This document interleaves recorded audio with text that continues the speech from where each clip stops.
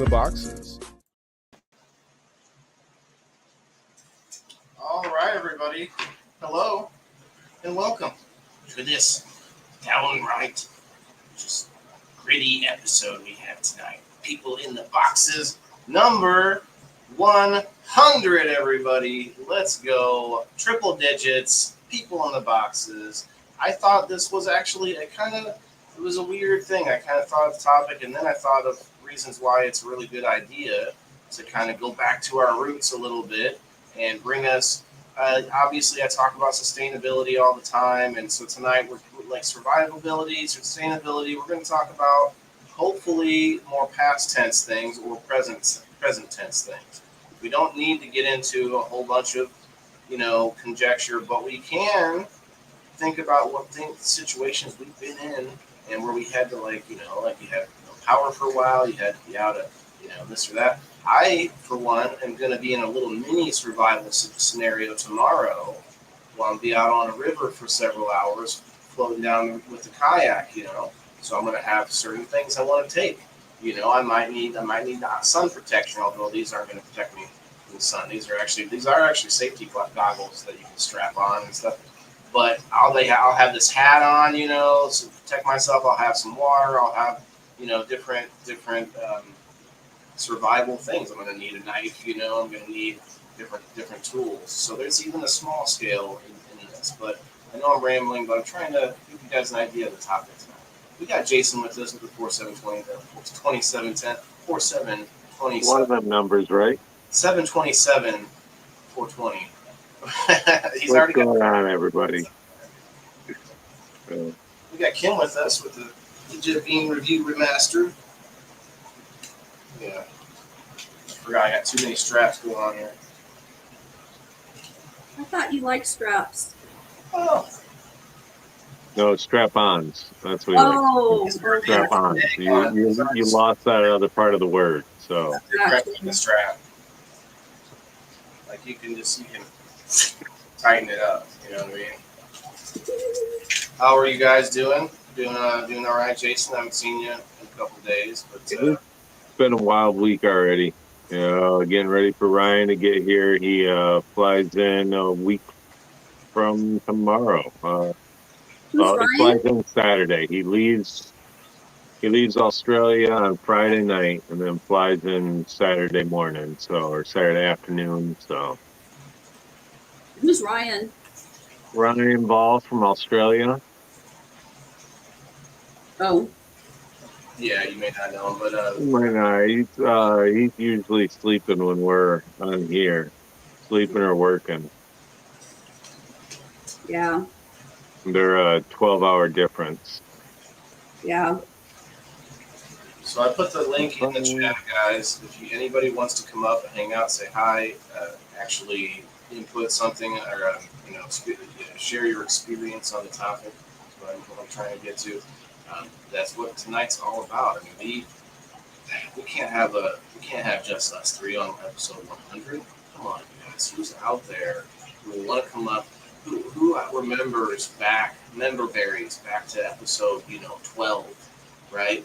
I mean, we got Charlene in the house. We got Creative Collectibles, Heather, Adsel in the house. You all three have been here since day one, I believe. I mean, it's just like some of you have seen this since its inception. We had Ash and Dreadful on our first Christmas episode. I think first like holiday type episode when we first kind of. Yeah. Thanks, Heather, for sharing. That was a big episode too. That was a really good episode. We had more than 10 people. People kept rotating in and coming up. Yeah. So it's fun, but tonight we do have a topic, like I had said, and I like to twist things a little bit, right? So I like to look at things from different angles, and I don't want to talk about my plants and whatever. I want to talk about sustainability in other ways. Like I'm going to look up some stuff here in a minute. I'm going to look up some like compounds and like different like survival type communities out there. Like there's some interesting stuff on the internet. I didn't get a chance to pull it up yet.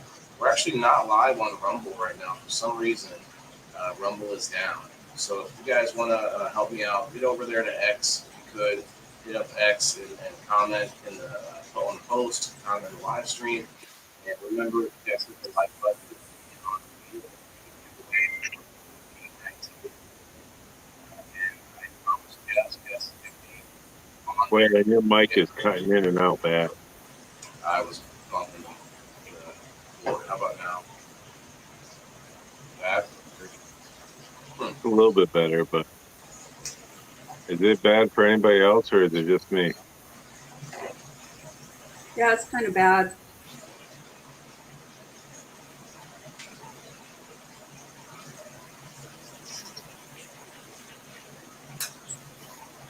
Oh, Sherry O'Neill with 100 stars. Thank you, Sherry. Thank you, Sherry. Can you hear me any better? Same? A little bit better. A little better. How about now? I'm a little farther away. Maybe I'm just too close to my mic. No, it's better now. It's Okay. I have a lot of like knobs and things I can turn, but I really don't know what to turn.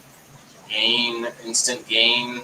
Like I don't know what that. I haven't figured this stuff out yet. So there could be a very. Oh, you know what? I think a lot of times they come with a instruction manual. And Bunny sent 20 stars. Thank you, Bunny.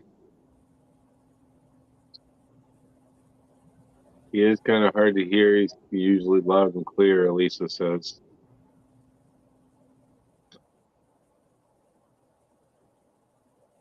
Charlene with the 20 stars. Thank you, Charlene. Sorry. Oh, that was a little bit better. That's better. My bad, everybody. Should I I start don't off? know what you did, but before there was like this like weird background noise. I know what it was. The bells and whistles I was talking about wasn't even plugged in. It was picking up the mic from my camera. Oh, Oh. geez. So I would have had to So speak up. that's why. I would have had to like yell a little bit louder. Geez, my bad. It's all right. At trying to fix it, I spoke softer. I was like, maybe I'm being too loud in the mic, like, geez. Well, we still have, 30 people hanging out. So cheers, everybody. Appreciate you coming in. Now there Please was the come on 50 up. stars. Look at this. We got 34% of the star party done. 3 minutes and 30 seconds left. Jeez. You guys killing it with stars tonight. Thank you. Ash grows. Yeah, that's a good hashtag. Hashtag PITB100. If you guys do that, I'll put that. You know what? Never mind. I hate the hashtag giveaway tool. If it screwed me last night, I tried to use it last 20 night. stars. Thank you, Sherry. Kim, do you use the hashtag tool on Legit Bean Review Remastered on Sundays?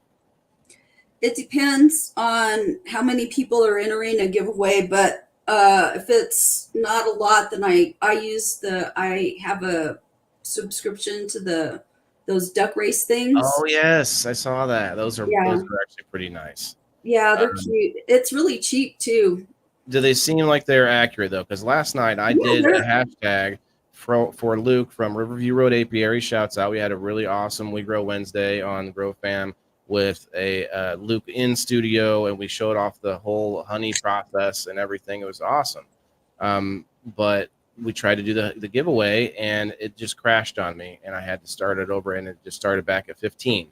It gave me some of them, but it only gave me a few. Like, what is going on? And so then we ended up over 30 when I had people redo it. Anyway, I'm not. 20 stars. Heather with 100 stars. Ladies, thank you very much. Okay, 82% of the star party done. 2 minutes left, guys. Wow. Are you talking about the StreamYard one crashed? Yes, yeah, that's why I've been doing the like wheel, and so I almost said we should do this. What Jess did here, the hashtag PITB100. It sounds fun, but it's I don't want it to screw us again and somebody not get in on it. So, but I'll do an extra. What I'll do is an extra spin on. Well, I just do it. You can do a name wheel. So what I do, if I don't use the hashtag thing, what I do is I use either a name wheel or I do those races. Heather? And I just type the names Another in. 50 stars. 92% complete. Are we going to complete the star party? I'm not sure what happened. Seconds left. Whoa, I see Bunny it. with 50 There's stars. It completed. hands. There's Look things at that. Y'all are swirling. amazing. Sherry Oh, with 100 wow. stars. Sherry, Y'all are thank fucking you. Wow. awesome. Holy Look cow. at that. Another 20 stars from Bunny. Oh, we love y'all. Don't even know if the topic is Nice job. worth all these stars, but we're going to try to make it. Hopefully. I survive on stars, you guys. I eat the stars for breakfast and lunch. If you guys can Y'all are amazing. We appreciate you guys for real. Let's throw out a quick appreciation. Bunny with another 50. Look at you guys. Thank you, everybody.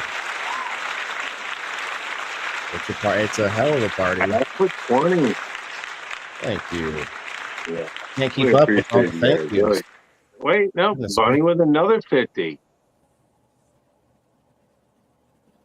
Yeah, she had another one. Yep.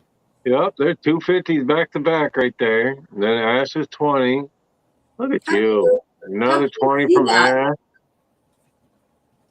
It's on the phone. You have to go to the phone to look at it.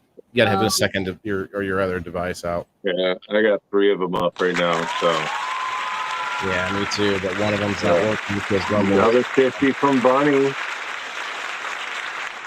Yeah, episode 100 star party sounds amazing, you guys. Yeah, it is. Y'all are awesome. Let me just explain why I made this show, because it does have to do with sustainability. Because I thought all this stuff out. I was laid up with some of you might have heard the story, but I had 3 surgeries with the VA. We don't need to discuss the surgeries, but they basically screwed it up, right? And I was laid up for about 9 months. And while I was sitting there, I was trying to think of what I could do with my life. What can I put myself towards? Well, I said, I'm thinking of 2 things. Another 50. Thank you, Sherry. And I'm thinking 2 things.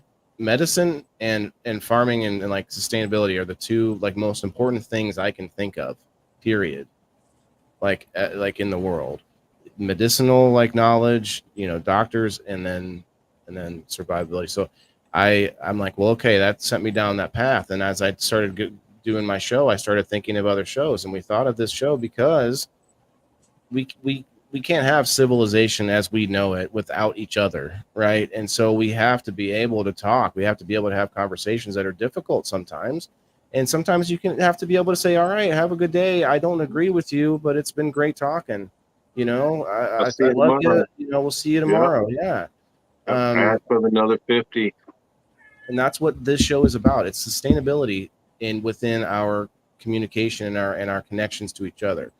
We have to have that. We have to sustain that in order to sustain civilization. I know someone approached me about the show, and I was like, I don't know, man. There's a lot of hard-headed people out here, and I don't know if we can keep it calm. I don't know if we can actually be able to keep it civilized with everybody, in the Facebook world and the cannabis community and all of that. And at the time, there was a little bit of drama going on, and we all know that there's always drama. Yeah. There's always drama. And we are still here 100 episodes later, through all that drama, still doing exactly what we set out to do. That very first conversation that Waylon had with me, like, we just need to come up with topics and talk about it. Which is getting more difficult, by the way. It definitely is. It definitely is. But we have sat here for over 100 weeks actually doing it, because we did a couple of episodes and mixed and matched and missed a few episodes here and there. Days too. We moved days a couple times. Yep, moved days. So, but we are still here. We've had umpteen amount of hosts. I can't even count. I wish I could. I probably could come back and figure out all the hosts if I thought about it. But why not, mess? We've had a lot. It's been an amazing, amazing ride so far. There's been some tough moments, of course. Oh, definitely. But shout out to there's about 3 or 4 people that I know of that have left, said they were leaving because they didn't like what was being talked about, and have come back and are back and have come back multiple times. They're okay with, this topic's not for me. I'm going to come back and maybe next time. So I love the fact that we can sit down and have a cup of coffee and smoke a joint and be able to talk about certain things. And you know what? I might not agree with you, but that doesn't mean you're a bad person. That doesn't mean I don't like you. And this show has definitely opened my eyes on certain opinions that I had that I'm like, oh, I should think, maybe I right, should look at this a little bit differently. Maybe I biases should that we think a have, little bit differently, yeah. and Hmm. it's the amount of stuff that I have learned, the amount of it truly has been an amazing, amazing show. Uh, If we make learning um, the point or the objective, then feelings, yeah, like you just when you learn something that you were wrong about and no one's around, do you get mad at that? I mean, I guess maybe sometimes we do. Like, damn it, I didn't know this the whole time. I hate when that happens. I was today years old when I found out such and such. right. The gate the cap on the Gatorade bottle actually fits underneath into that little that dip inside the bottom. If you Yep. want to let go of the cap for a minute, yeah, Oh, there's so many different that's things. one of them. Yeah, I mean, it's Everything to respect someone's opinion, move on. Exactly. Yep. Ash still in the house, bro. Yep. Appreciate you. Guys, you don't have to be stuck up here forever. Don't, if anybody wants to pop Ash is in the through. gym right now. Where his workout Oh, I didn't music. see it. I didn't see it. Yeah, where his workout music. So Hey, Timothy, he's cheers, just cheers. grinding along. I come in and don't always agree, but listen and say how I feel. Mhm. Well, and you guys know that I've had at least one guy that you all remember that I know for a fact tries to be a little bit hyperbolic, if per se, thinking that that's gonna, and maybe he does Dating rile coach. people up, but Dating coach. so but for me though, I do like to play devil's advocate. I like to look at things from different angles myself, because what I like to do, and I thought of this recently. I was like, I like to know that I have a bias. Like, I don't mind, everyone has bias, but then what I like to do is look at what the sort of norm is, or the statistical truth. So I was on a space. I co-hosted a space with Dr. Heath the other day. I had him up on my show on a Wednesday a few weeks ago, and we were on X co-hosting a audio space, and it was brought up how um, they were talking about whether or not people believe what they see, and what I was going to bring up, which it took me too long to get to the mic, but I wanted to bring up how people take anecdotal information and run with it. Well, what you have to do is you have to take the anecdotal information and compare it with the statistical or whatever the best data is around. You might not believe the data, and that's fine, but then you get a more generalized answer. And I know I'm being real technical about it, but my point is, like, we always like to run with the experiences that we've had, and that's why the show is all about sharing our experiences, because it gives us perspective on what else is out there. If I am really afraid of sharks because I saw this movie Jaws, Kim was talking about it before the show, like her first movie, and it was like, people get so afraid of a shark attack when they're more likely to, say, get in a car wreck or something like that. And I know those are not usually compared. My point is, like, we look at what is scary, and so that lets us get manipulated by media and everything, rather than taking it with a grain of salt, I guess is the old timey term, right? You say, I've had this experience in life. The media is saying this about this experience. It's probably somewhere in between, like, what's the old phrase? The truth is somewhere between what you think and what you don't know, or something. You got yours, mine, and their story. Yeah. So you got his, hers, and the truth. Yeah. It's You got yeah. you got every person's perspective, and then you have the perspective from no person, which we can't really see. Like, no, you can't know. Anyway, I'm rambling, but it's fun. It's fun. Margaret will run the Rumble back up. Okay. What is happening here? It doesn't say that Rumble's live over here, but Margaret's coming in on Rumble right now. All right. Well, I was wondering about Jenkins' story there. He was like, he's saying what the fifth pocket was for. And I was like, is it for a lighter? And he says for a pocket watch. Yeah, I don't think I could fit a pocket watch in mine now. I thought it was for like a key or something that you Pocket didn't want. watches. I don't think I could fit a pocket watch in it. The fifth pocket? That's a small pocket. And the one that's inside your other pocket, kind of at the top. Inside the pocket. In your front pocket. Pocket watches are pretty big. I don't know if I could ever. Well, maybe the ones that are now are. I don't know. Yeah. Nuggets. They probably were a lot smaller back then. Maybe, I don't know. Creative. I thought it was for a lighter. That's where I've always put my lighter. Yeah. I'll put like a little the little vape carts that are square. But Creative has the right idea. I'm thinking like tots. You could put just like one or two tots in there. Like, hey man, a bit more than that. Don't kick my tots, man. Yeah, you could shove a bunch in there. What's a tot? I need a tater tot. You don't walk around with tater tots in your pocket? It's a Napoleon Dynamite reference. That's a boy thing. We need tater tots. Napoleon, give me some tots in your pockets. It's my top, man. So women have purses for that shit. If you ever got they used to. Purse? Purses keep getting smaller, man. My mom used to have like a bowling ball in there and just like all kinds of stuff. Mine. I got a purse too. Don't worry. You can call it a man bag or a merce. Call it a merce nowadays. But having a bug out bag though. Have you guys heard of the term bug out bag? I have 3. You have 3 and different. Everybody knows that if something goes down, you grab them bags and you're good. Yeah, and that's not just for like whatever end of the world. It's for like I got space food. I got all types of stuff in there. Space food, huh? So you've got the pouches of like the dehydrated stuff. You add water, the tubes. Did you ever see what was that movie where the guy was in space, a comedian, and he ended up not being able to go to sleep with everybody else? I want to say Mr. Bean or something, but it was like wasn't Mr. Bean, man. But he ends up using the space food to like paint with because he can't sleep with the rest of the crew, and they wake up and there's no food left. Like he's been like squeegeeing it everywhere, making beautiful art. You do watch a lot of movies. I used to. I don't watch a lot anymore. Somebody might remember it. Yes, guys, get on over to Rumble if you can, because we're a little bit behind on the Rumble. I don't know what happened. They're going to get attacked a lot soon, but that's okay.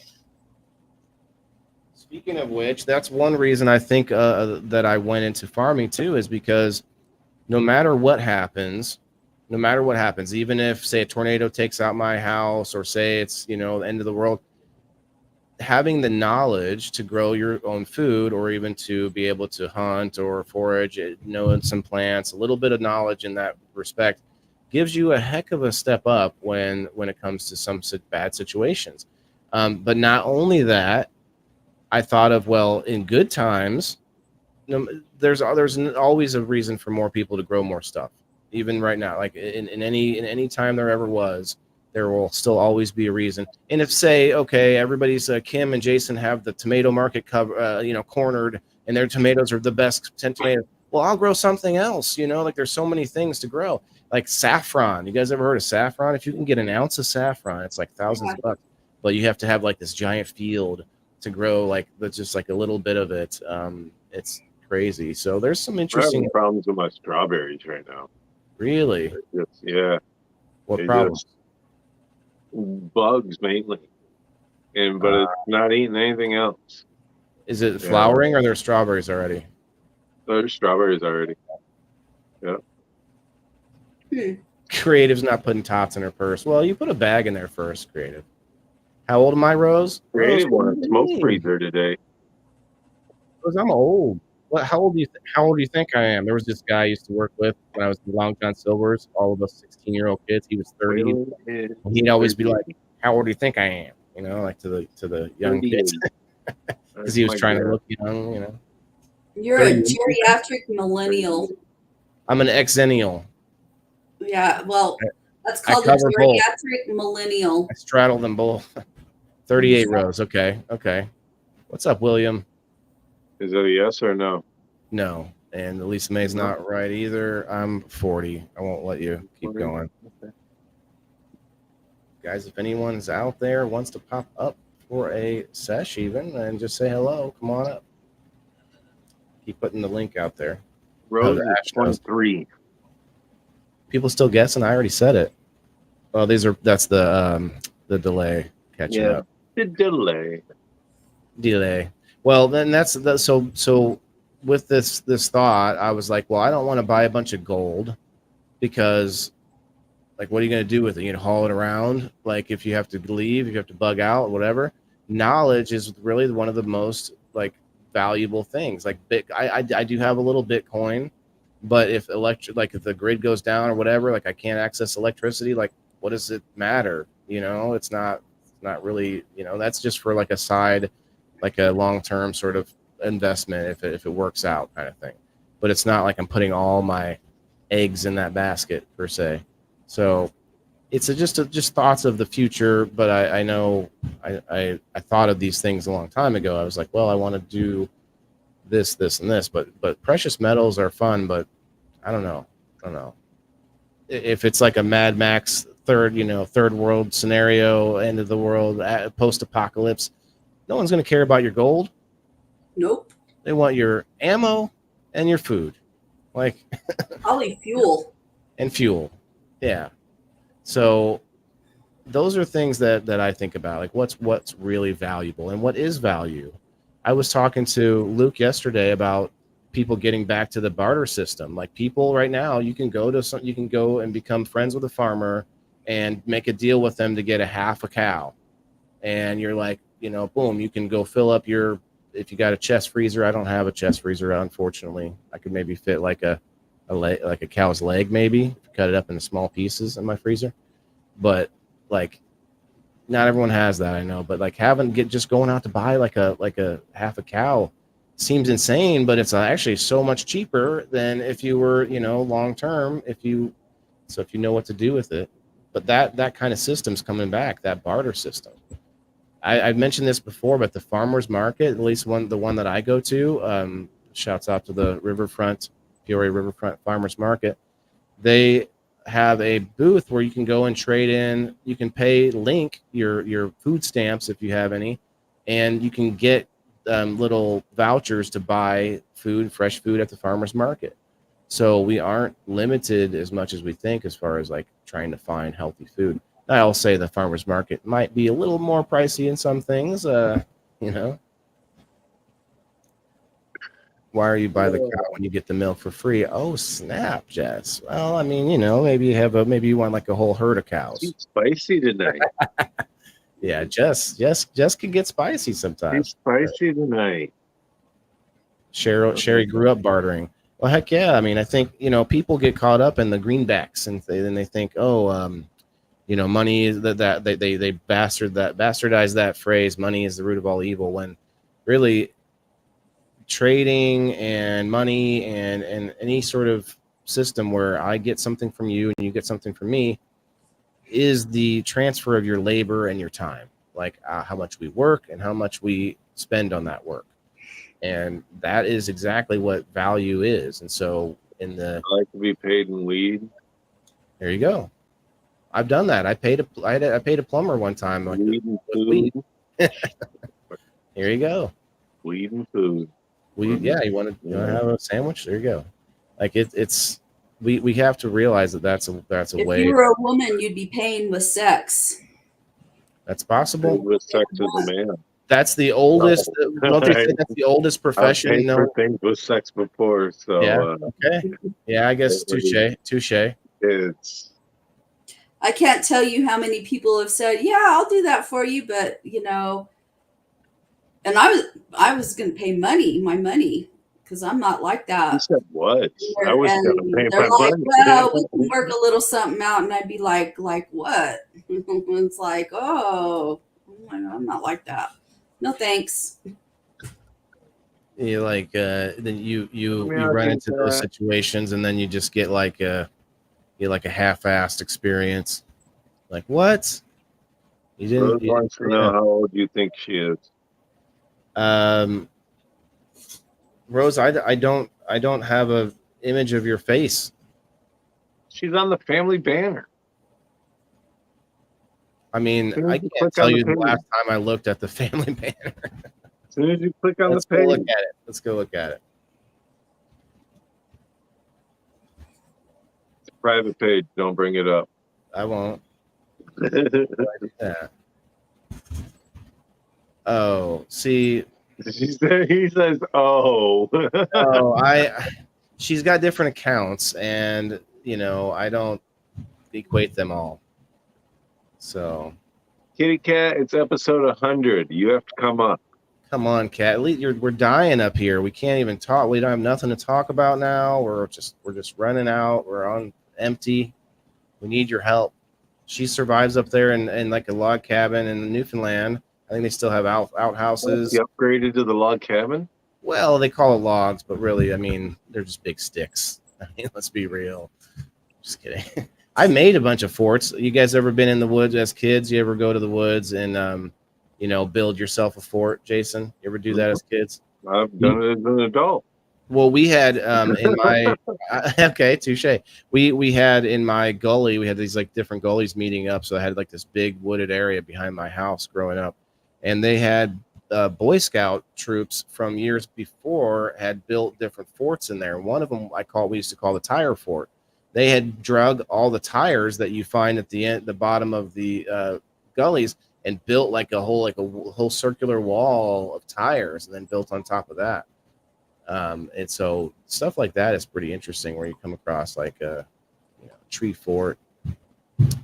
I think my son's calling me. I'll be right back. We're having an argument here in the comments, and I said that I had this conversation the other day, actually, and I said I believe women are a lot more lenient about saying their age nowadays. I think so too. They're way more confident. They know, they believe in themselves. They know who they are. They know, it's just the way it is. And I truly believe that women are more actively, or more they easier say their age now with nothing behind it. Before I go, I'll tell Rose my guess. I'll give you 33, Rose. 33. I'll be right back. 33 and runs away. Run, Forrest, run! She will be a hippie fest, Waylon. Just saying, she's flying in. So I don't know if Waylon's going to make it. Actually, he's got a show that weekend, I think. For what, Hippie Fest? Yeah. When is Hippie Fest? July 12th, 13th, and 14th. Is that the one down in Missouri? Illinois. Illinois? Is that the one? I heard a doorbell. That's Elisa. At the stage. No, I said my son was calling me before that. What's that? What you doing? Welcome to episode 100. Woo-hoo. 100. 100. Woo-hoo. Pull out the dragon. Would you have believed it when we were talking about it way back when?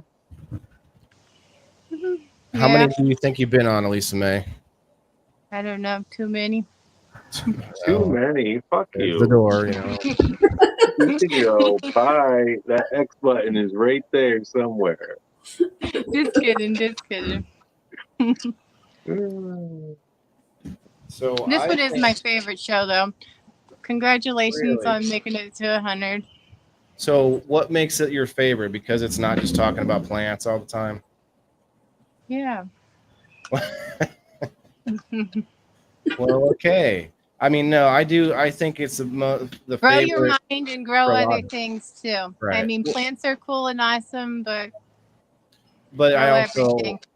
I think a lot of people think this is their favorite. So, and a lot of people have said that, and that's probably because we get so many different points of view up here, and that's what it's what it's for. Instead of where you go to other places and you see just a big sesh happening, where we are seshing, but we're discussing, we're trying to work through some thoughts, and I think there's a big difference between just trying to be here. You know what I mean?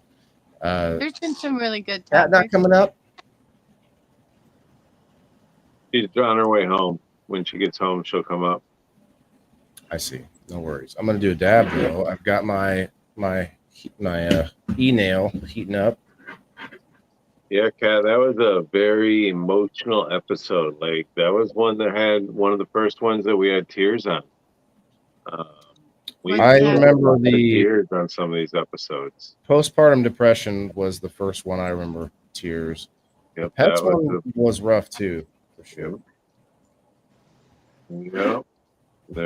We have definitely had some crazy episodes.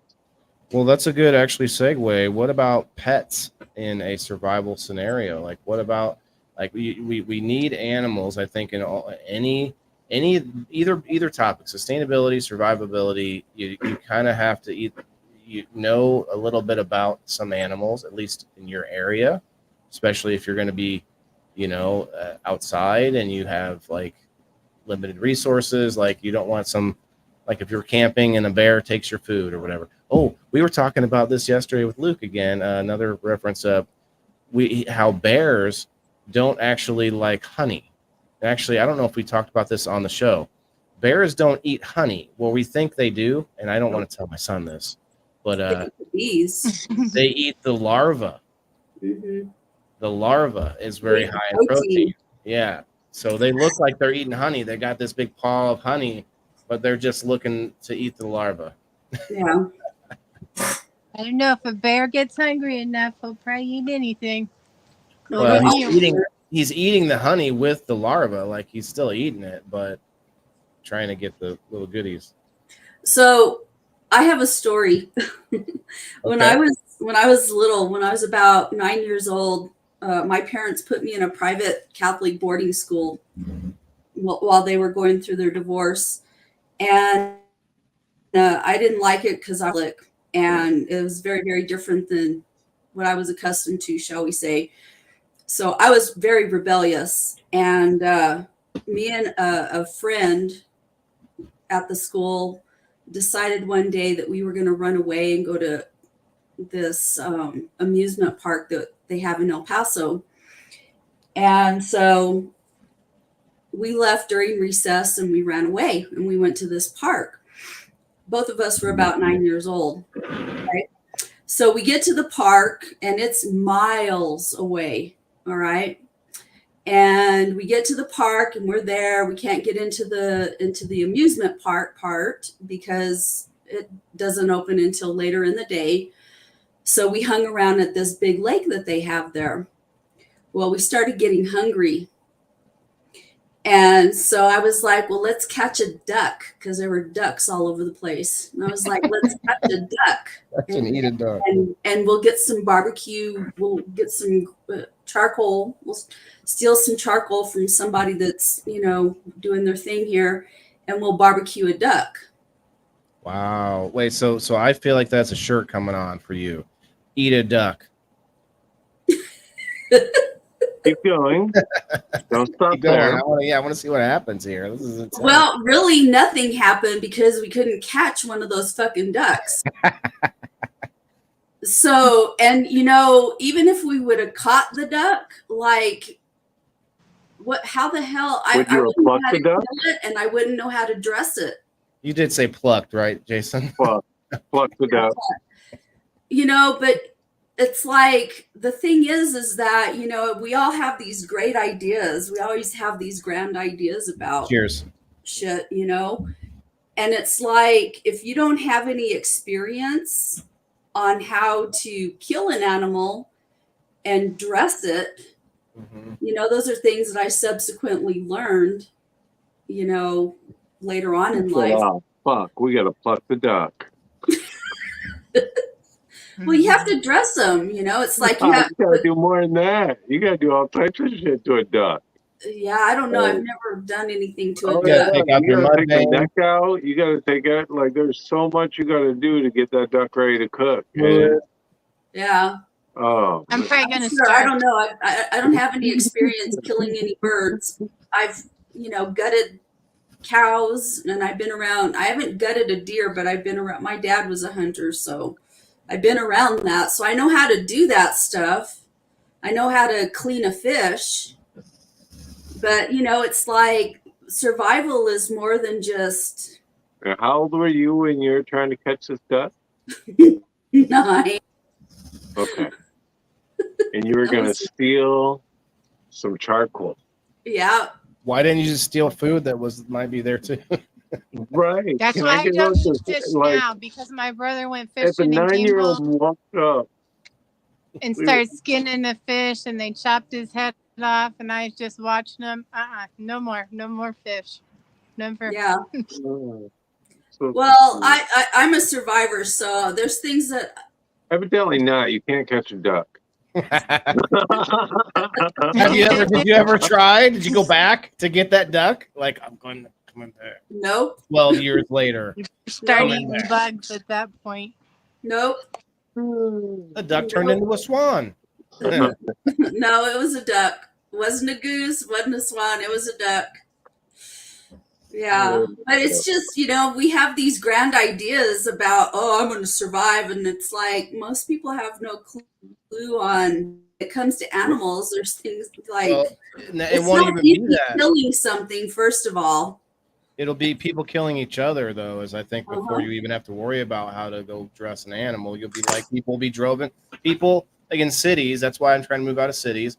People, there will be like roving bands of like people looking for food, like knocking over every grocery store and like everyone's house. We're searching and looting and then, but if you don't go along with the mob, like you're going to be eaten. Like it's just going to be so. Well, I don't know that they'll eat you, but they'll kill you. They'll kill you Well, for whatever in general, they can get. You might get eaten. Zombification. Right. I think it's gonna get like. What There's would your you, answer, Waylon.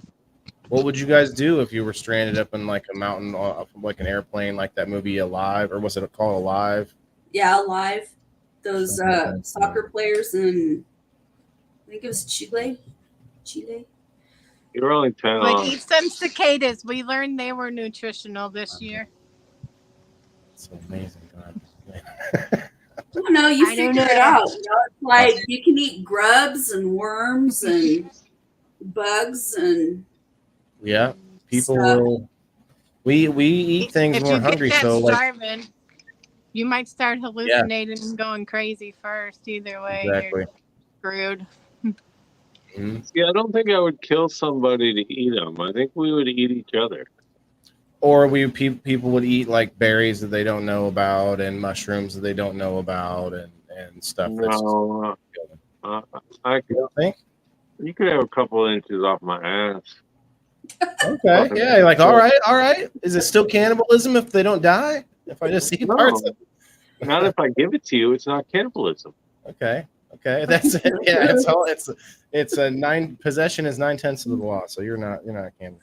Oh, There was like a reporter, wasn't it? Like a CNN reporter who ate human brain on screen one time. I've seen that monkey brain being eaten Maybe that was from it. over in other countries. Like they Oh. literally take the monkey right to the table and strap it in and crack him over and zoop zoop zoop and That would be a literally weird. hit his That would be weird to crushed see. brain. That would be weird to see because they look like a bipedal I'm trying to humanoid. remember what it was on a DVD that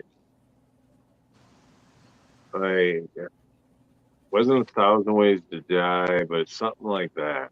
One of them weird fucking ones. So Joe says eat plants and fruit. I agree, but I actually really think that we need to eat more meat. And right now, we have this weird. I don't know. It's a weird thing where we. Why do you think we need to eat more meat? Well, I guess because of the research I did on the carnivore diet, and I did do the carnivore diet for a few weeks. There is and not only that, but this sort of feeling and all the evidence that I know of that where they're pushing us to eat less meat. There's like there's a few agendas within like World Economic Forum and things like trying to get people to eat less meat. And I cows fart. Did you watch the movie What the Hell?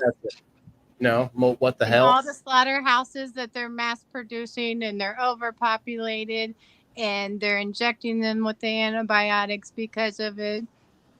Right. What the hell? That's why we don't need to I've eat so seen- much meat. Well, no, that's just because they're doing that doesn't mean anything. Like we aren't eating that meat though. Like that we eat the meat, but we eat it after it's been turned into things that is unhealthy for us. So my point is, we're not eating meat. What I'm talking about. If I eat a pizza, that meat in there in that pizza isn't giving me like the anything healthy that meat would give me. Yeah. Um, Goodness. there's a difference between eating like say a nice steak without a bunch of sauces and stuff and eating a cheeseburger at McDonald's. You might have some meat in both of those things, might, but you're not getting what I'm talking about. That protein. I saw a meme recently where it shows like you get the same amount of protein from this and this, and it shows like a meat on one side, and it was like some different vegetables like beans and stuff.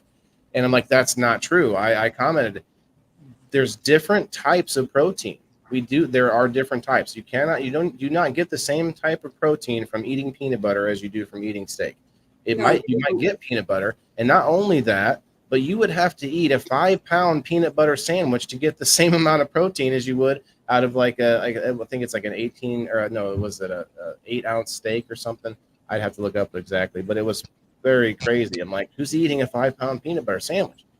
So I am somewhat against being vegan per se, but I'm also I don't think I could stick on the carnivore diet for too long. I did it and it was like so hard, man. I'm like I miss carbs too much. Although I am, getting fat again, so I better maybe miss the carbs a little less.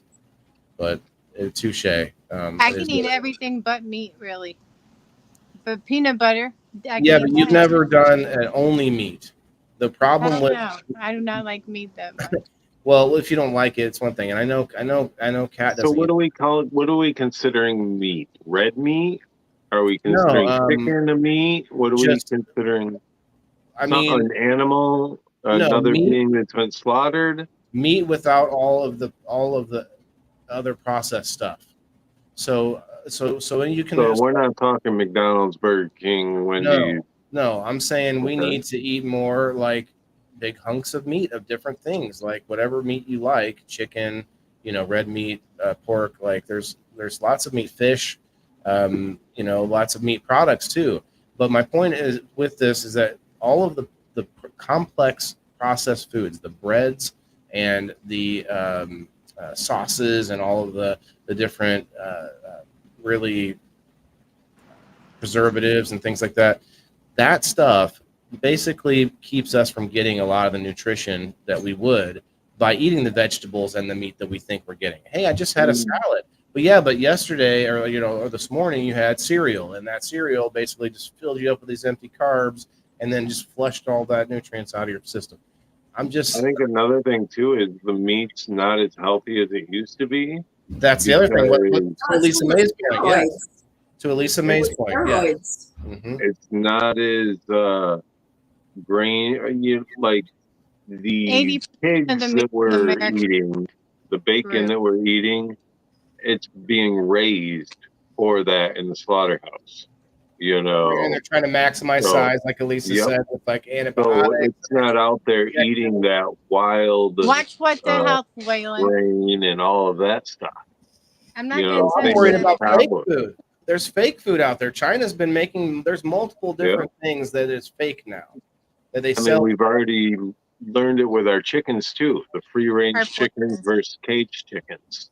What's the difference between the other animals? Well, free range is kind of silly too. Have you ever seen that where they say free range, but free All right. range just literally means they have like a couple of feet to move, like instead of being stuck in their like little square, their little box. So there's some funny, like to your point. I know what you mean, like Ashley Huffman, free range, but Yep. her chickens are just going everywhere. But Everywhere. but there's people that skirt that rule by going like that's the exact line. Okay, they have a 1 foot, 1 square foot to walk around in. They're good. I don't know what it is exactly, but it's pretty slimy if you look into that. Just that was a side note. I'm sorry, but yeah, it was just something I heard recently. Kind of like certified organic is a bullshit Right. thing too. I want to touch real quick on what Rose says here. 4+ years of collecting your own seeds. Now, Waylon, do you have seeds in your bug out bag? I have a few, but I don't have I don't have the amount that I truly would like to have. And that is one thing that a lot of people don't think about is having seeds and stuff with them in their bug out bag for when or if they do need to plant that stuff, because you might not be able to plant them after or find them after a nuclear fallout or Yeah, you might have some value there. Right. What would you put in there? What would you pick? Me right off the bat would be potato. A potato for sure, because you can. We found that you can live on just a potato, or just potatoes. Joe says, "Bro, some steaks sell for a lot of money depending on what they eat now." Yeah, I mean that are already butchered and stuff. But if you go to get a half a cow, you if we take that extra step, like Kim had to learn how to dress a duck so she could go back and find Donald, and she was like, hey, she went to every bar that she saw him at, but then she just couldn't see him. She couldn't find him anymore.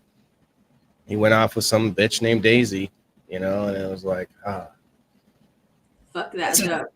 Fucking duck. I can't do Donald. No, that's a little bit of Daffy and Donald combined.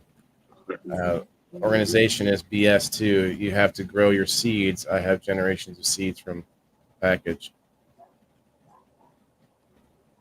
Organization is BS. What do you mean organization is BS?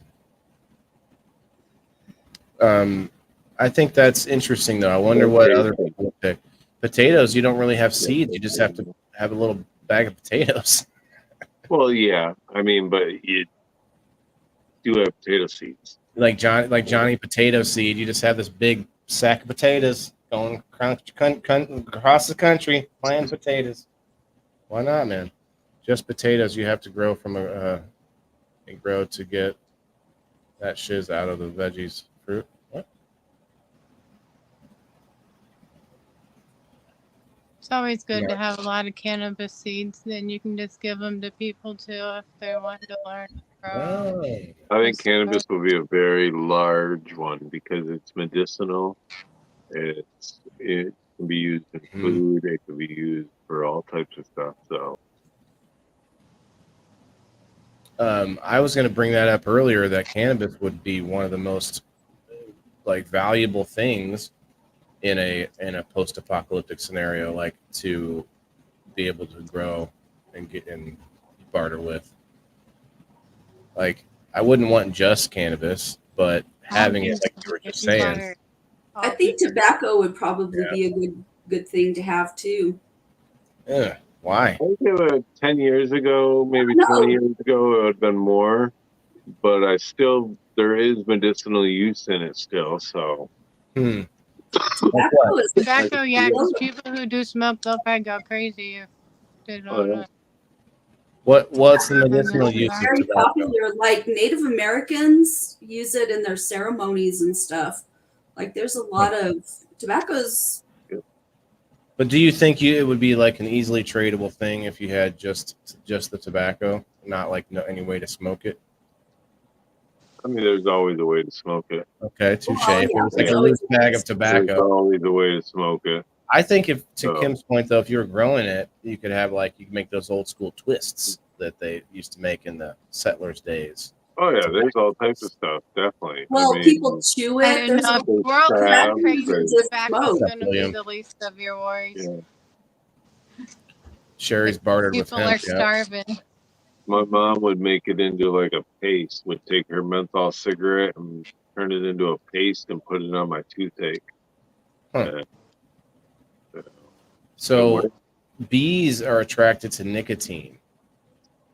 Luke was saying that there's a pesticide called nicotine or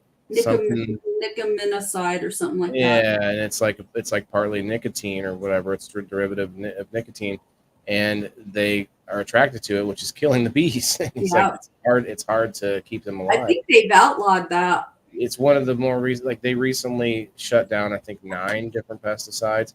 And it's like, well, holy cow, we've been using those how long? Where? Well, look at all the pesticides that we eat. Roundup. We used it for how long? Yeah.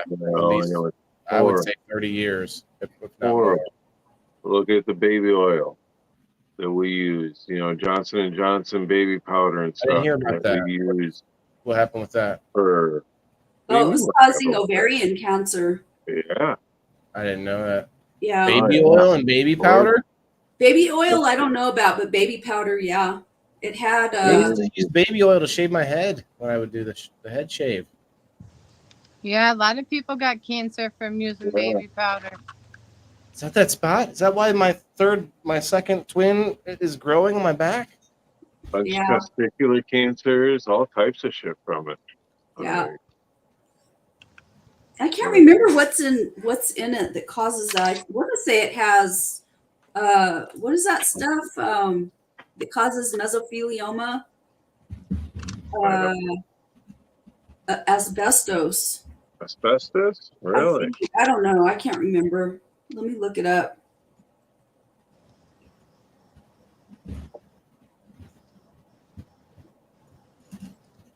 So what would, if you guys could pick your natural disaster to survive through, which one would you pick? What? Your choices? Yes, like you have to survive. You're at a whatever resort, you're out camping with the family, whatever it is, but you are about to get hit with a natural disaster. And that can be I would say more than a thunderstorm. So we're talking tornado, monsoon, tidal wave, not tidal wave. What's the other big wave? There's monsoon and there's like a tsunami, yes. And then there's hurricanes, blizzard. We're talking blizzard, like 12 foot of snow. Yeah, yep. What would be your, like, if you could choose the easiest thing? I mean, okay, zombie. Joe says zombie.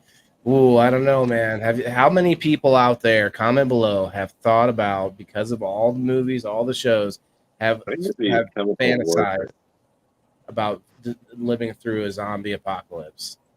I don't know about you, but I was in Detroit when K2 came out, and the motherfuckers were eating people's faces. What was it? Or an EMP. That spice, synthetic marijuana. Oh. And I was in Detroit, and I seen people eat in people's faces. Ooh, talk about cannibalism. What about that bath salt? On the street. That shit was fucked up. People were doing crazy shit. Bath salts were making people eat. Salt was even worse. That shit in Detroit had motherfuckers just stuck. And then they would just wake up and start attacking people.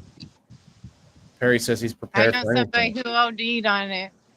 Mm-hmm. Crazy. Okay, so it says talc is sometimes mined from areas that also contain asbestos, a known carcinogen.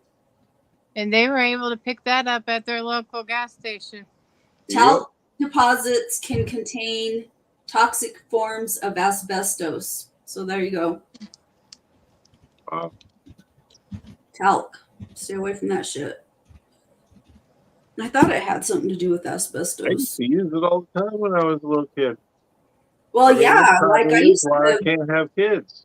That's what I'm gonna blame it on. I'm suing them. I used it for fucking years playing baseball. In reality, we all should probably be suing somebody.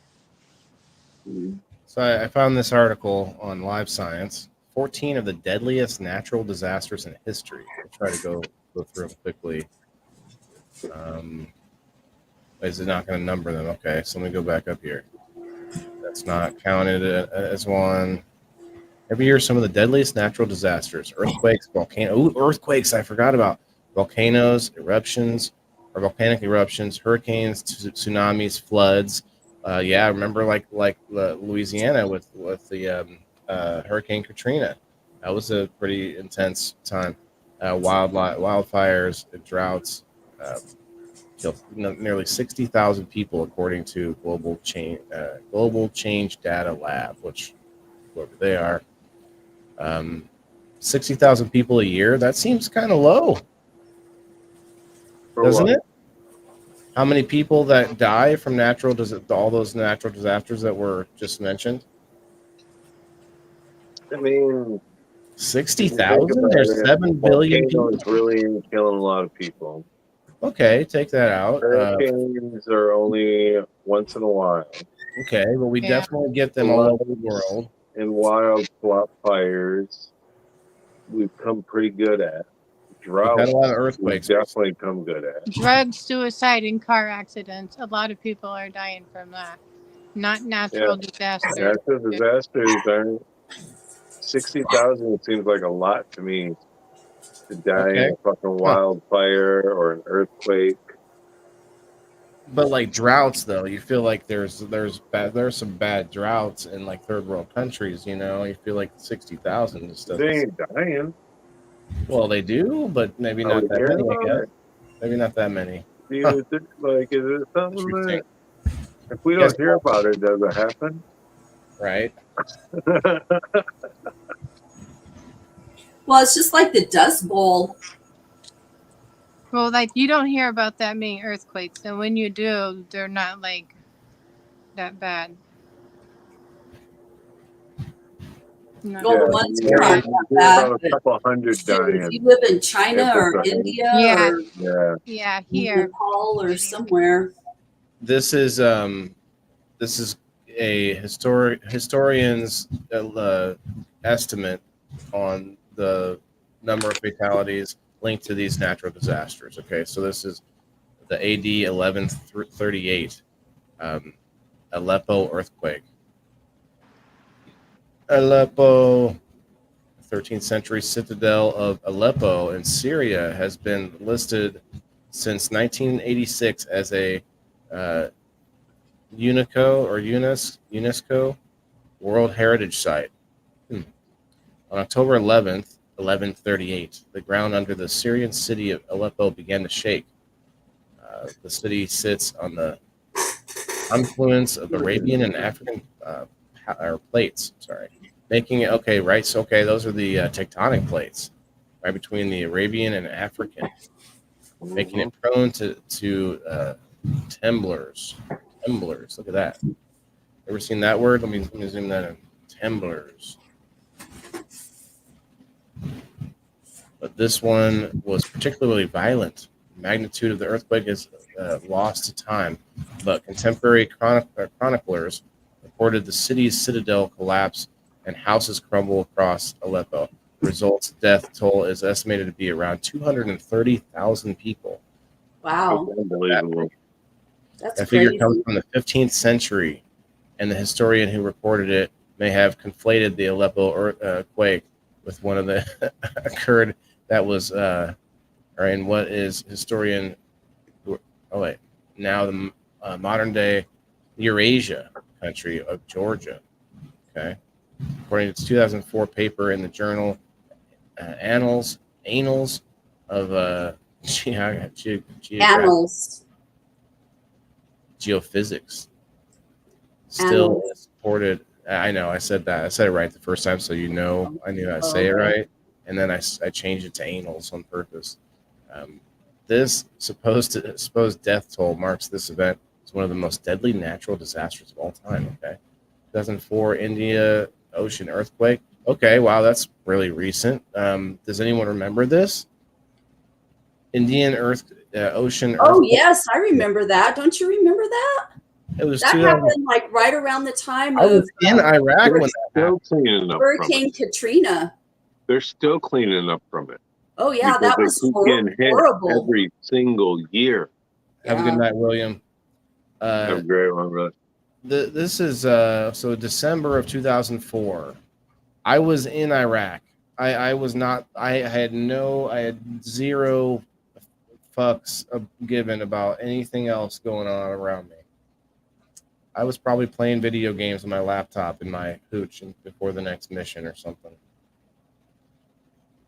The quake created a massive tsunami that killed approximately 230,000 people. Well, that's the same exact number. And Yeah, that was horrible. displaced nearly I will 2 never million. forget that. It happened around the same time within a few months or several of a months of Hurricane Katrina. It was terrible. That was devastating. And there's live video footage of that tsunami coming in. So when a tsunami is going to hit, the ocean pulls back, and then the water just comes like rushing in, like this giant wall of water just comes rushing in. And there's live video footage of that shit. Here's a picture of the post damage. I mean, that's like, look at that. Those all houses. Yeah. Houses, like hotels. There was a big, well, I don't know what that is, where that exactly is, but there was a lot of resort areas.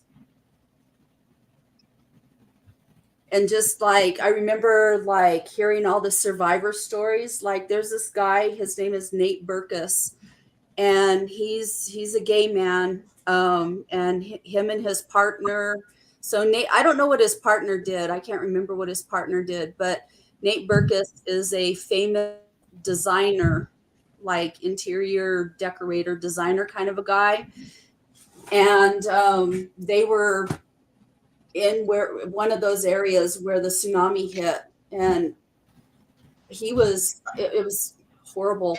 Like I sat there, like I remember him, I think he was doing an interview with Oprah, and this was months, if not years after the tsunami. And I just sat there, and I don't cry, but I sat there and I cried. It was just like, oh my God, I can't even imagine how heartbreaking to go through something like that. That's what I mean. But to the topic at hand, what would be the first thought, like for survival and something like that? Like that's not grab my bug out bag, Jason.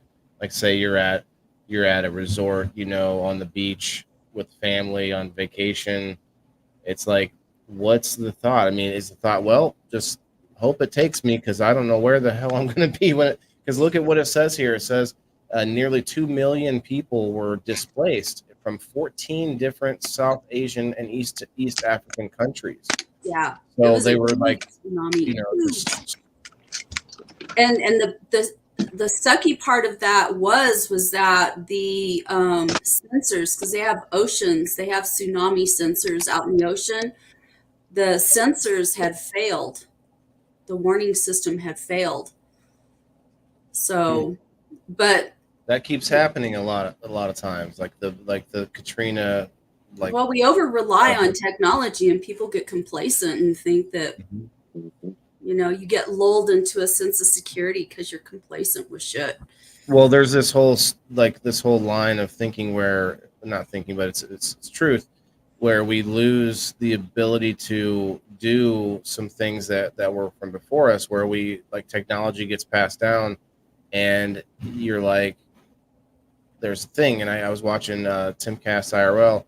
He was bringing up like some science fiction where they, the I think it was Star Trek or something. They land on a planet, and the whole planet's run by AI, and it's been run like that for generations. Well, the people that live there now, they don't even know what it is. It just runs their life. Like they don't know how to, like it breaks down or whatever. They don't know how to fix it. And that happens here too. Like look at the space shuttle. Look at Damascus Steel is another one. Lost technologies where we just don't know how it was done, and that can happen through complacency, like you're saying, reliance on technology, but also the inability to critically think for ourselves. Look at this, 500 miles per hour with this. Cam Grandma says that it was in August of 2005. When Katrina was. Yeah. Our hometown didn't get power until Christmas Eve. Yeah. Yeah, it was just months before. I couldn't remember the sequence of which came first, but it was just months before they were within months apart. I got married in August of 2005. Wow. Yeah. I remember when Katrina hit too. I mean, it was like August of 2005. I had just moved to California in July of 2005, and I'll never forget that. Those are two events, that and the eruption of Mount St. Helens. I was a little kid when St. Helens erupted. And I remember, times are so different back then because we didn't have the internet. We didn't, you solely relied on the information that you got from either the newspaper or from TV. And I remember there was this watch, the media was on watch for that volcano because it was imminent that it was going to erupt. And they felt fairly safe and secure that it was going to be a very large eruption. And, and they kept doing like these human interest kind of things. Like they were interviewing these people that refused to evacuate and stuff. And I remember all of that stuff. And then when it finally did blow, it was devastating. It was crazy. It was just like one of those events that you just like 9/11, you just don't, it's embedded in your memory for the rest of your life kind of a thing. It really plays an impact, You guys might have seen what she had said already, but yeah, her hometown didn't get power until Christmas Eve. Right. So now you figure August to December with no power. I mean, it might not be cold, but still, that's not the point. Well, it gets cold down there. It doesn't I'm get sure cold at nighttime, like Illinois kind of cold, but it gets cold down there during that time of the year. The heat, you got heating, you got to survive that, heating and cooling. You got to survive the food, trying to figure out how to keep things. You got to survive the uptake of ice. How you going to make ice? What? You ain't got power. Yeah. You know what? Well, not only that, but that city was underwater. Like, right. Yeah, they were all shoved into big like centers and stuff. Well, most of them went to that the Superdome is where they were housing a lot of those people. I will never forget that because George Bush was the president at the time, and there was so much criticism against him because he lacked a lot of empathy. I mean, those people were dying. It was horrible. They were trapped and they weren't getting federal assistance, that FEMA wasn't getting out. It was very slow to respond. And like the images that were coming out, it was horrendous the way. And the majority of the people that were trapped in that city were poor Black people. Yeah. And there was so much like that. I remember the contention about it because it was still going strong when I got home about 3 months, Well, no, I think I had been home for that. But we talked about it before, Jason, Flint, Michigan, and like I think I might ask you before, how long, like I believe they have some clean water, I think is what you had said, but not like it's not all fully fixed. But how long was that thing going on? It was like a thing that happened. I don't remember what happened exactly, but then I just remember being in the news for years. We're like, well, what about the people in Flint? Like, what about the people? It was like, I feel like it was a longer event than Katrina, but I don't think people were dying in a sort of horrific way. Probably dying still. Don't get me wrong. Water is very important. They were getting sick and cancer and all that. I mean, there's huge lawsuits all over.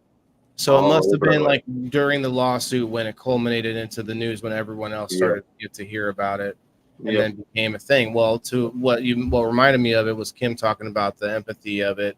And we've seen other situations where it did work out, where a natural disaster happened, and then like, what was it?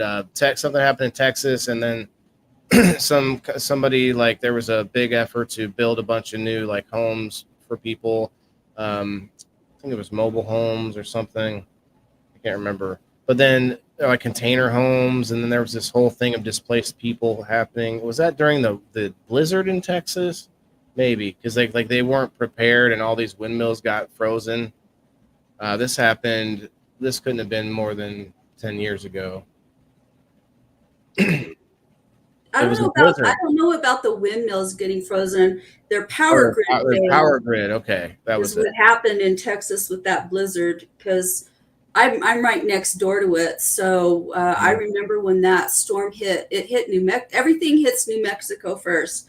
And we don't get it so bad down here in the southern part for whatever reason, but the eastern side of New Mexico gets it. They get tornadoes, they get ugly weather, they get all the rain dumped on them, they get the blizzard conditions. And I remember Roswell, Artesia, and that area over there, seeing the images after that storm first hit New Mexico, and there were huge drifts of snow. It was crazy, like stuff that you see in like Montana or something. And so after I saw that, I was online and I was like telling everybody, watch out, everybody east of New Mexico, because there's a big, ugly storm coming your way. It hit Texas, and that's when Texas's power grid failed. And one of my former students in California had gotten married and moved to Dallas, and they had a newborn. She had her young son, and they had a newborn baby, and there was no way to cook. There was no refrigeration, no electric, no heat. People were freezing to death. I mean, it was horrible Texas, man. That's in Texas. crazy.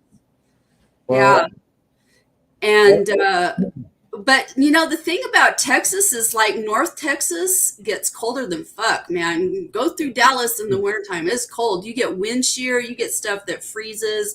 They have crazy weather there. They're real close to Oklahoma. yeah, it's a big state. Very hard to judge for people that aren't Yeah, there. the southern parts of Texas are hotter than hotter than Hades, like San Antonio and stuff. But if the grid goes down, Kim. No more electricity. We're not sure when it can come back up. Where in the country would you live? Would you stay where you are with that heat, or would you try to find, like, where would you guys go if you like the most temperate sort of zone in America? Is it like a Tennessee area, maybe somewhere in Idaho ish? well, it probably would depend on the year. If it's hot, if it's summertime and you get a big storm like that, for the foreseeable future, where are you planning to move? If there's like we have no electricity, and it might be 20 years before we find a way to make electricity again. I'm going to go from where I'm at. I'm in the desert. If you don't have electricity in the desert in a modern home, you're going to die. Right. So I'm going to go north. I'm either going to go to the mountains, or I'm going to go to a northern state where there's water and there's cooler temps. Well, I wouldn't go northern, because that's the freeze would. I mean, the winter would suck. At least in May. What do you think? You're muted, by the way, in case you start. I don't know. Joe says we're going to the mountains. So Now, I saw that. Mountains actually is a good plan, because if you research and learn about the mountains, you can move up and down them for different zones and different temperatures and different areas. So you could sort of use that to your advantage as far as like a natural climate, different. You know, when Y2K was a thing back in the late 90s. Oh, everything's going to crash. Yeah. You know, that was a big fear, and it was something that was, really potentially, a problem. My son was, I think he was young, and I had a plan. If Y2K came along and things crashed, I was going to get the hell away from civilization, because people are stupid and they're greedy and they're selfish. And my plan was to go to the mountains. I grew up, my dad had a cabin up in the Gila Wilderness, which is to the west of where I'm from, north and west of us. And I grew up there, so I'm very comfortable about being in the mountains. I know how to live there. Got some experience there, right? Okay. Well, and there's plenty of food, at least short term, until people figure out that that's where the food is at, and they start coming after the deer or whatever. Other people that are like-minded like me, like, get the hell out of town. Well, people would eat through all the grocery stores first. Oh, hell yeah. And then they'd start going into people's homes and eating their cats and dogs and whatever else they can get their hands on, Jason, where would you move if you had no idea if there would be like power for a while. Like I'm talking years. Like you don't know. Like so like if you had to move, if you had to live somewhere with no power, like where would it be in America? And then like we could all like go into nuance. Yes, you can like bring batteries and you can have like a generator or something. If you live by moving water, though, can't you? I would stay in Michigan. You think? Yeah, Like, I would Well, stay in Michigan. so Elisa, you're thinking if you got water, maybe you could generate power and everything. Well, okay. I mean, like I'm trying to create a scenario where you have to decide what climate you would live in if you The could only reason, you know. the only reason I would leave Michigan would be because of a nuclear fallout or chemical warfare, because of the freshwater supply that we have from the Great Lakes. All the lakes, yeah. That's going to be one of the first things that I believe would be targeted. So, My mom other thinks than that, you have no hurricanes, you have no earthquakes, you have no big fires, you have tornado. no floods. Tornadoes once in a while, but not really. It's surrounded by water. They don't survive really. And it's usually There's so it's many usually in lakes. the same area, right? Like usually your area, if you do get tornadoes, it's sort Yeah, of like the zone. it's There's a just zone. quick and over, and a couple minutes worth of Cheers. damage and done. Cheers, guys. Cheers. So the weather's not horrible. 0 degrees to 110 degrees. Not too bad. So I think it's one of them states that works for me. What if you had to live in Flint? What's that? What if you had to live in Flint? Boil your water. Filter that shit. Well, I come from a family tablets in it. I come from an ag family. Like my family were ranchers and farmers. And my great grandfather was a windmill manufacturer. And I'm not going to sit here and say that I know how to do all of that, but I know enough that I would know how to figure it out, how to make a windmill to generate Work off of that base and do whatever. And we get a lot of wind here. So, and now we have, we have solar technology. So, what's your wind? Okay. I don't know. I don't know what it would take to make solar stuff. That's more electrical, and I'm not as knowledgeable about that kind of stuff. But just find one or have one. But that's where like you need to know people, and you rely on each other to survive. Yep, because somebody out there knows how to do that shit. Maine, okay. All that rain in Maine when the falls mainly on the plain.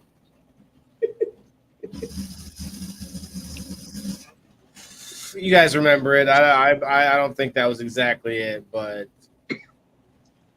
rain in Maine. With that bad joke, I gotta go, guys. I think that was dinner is here, though. Rain in Spain, okay. Yeah, rain in Spain. I don't know, but speaking about Maine, I'm ready to watch Beetlejuice. Yeah. When's that coming out? Soon, I hope. Seeing a trailer for it the other day, but my dinner is here, so I do got to get out of here. I love you guys, and I will see you. What are you having for dinner? Pizza. Just to only eat the meat parts. Have a good night. No, I rip all the toppings off and then rip open the crust and stuff it all inside the crust and eat it like a taco. Oh, so why do you rip things off? Why don't you just bend it like a taco? It's not fun that way. Field dress it first? It's not fun that way. I stuff my own crust. It's a pizza to stuffing crust. Have it your way. Yeah. Enjoy your pizza. Eat it Don't crust yuck first. my yum. Eat it crust first. Love you guys. Bye, everybody. Good night. Oh my God, that's too funny. I'm about to leave too. I gotta go sustain myself and take my ass. The Cascade, the Jason Cascade. I'm gonna put up the wheel so that I can get going on the like wheel. Good night. Good night.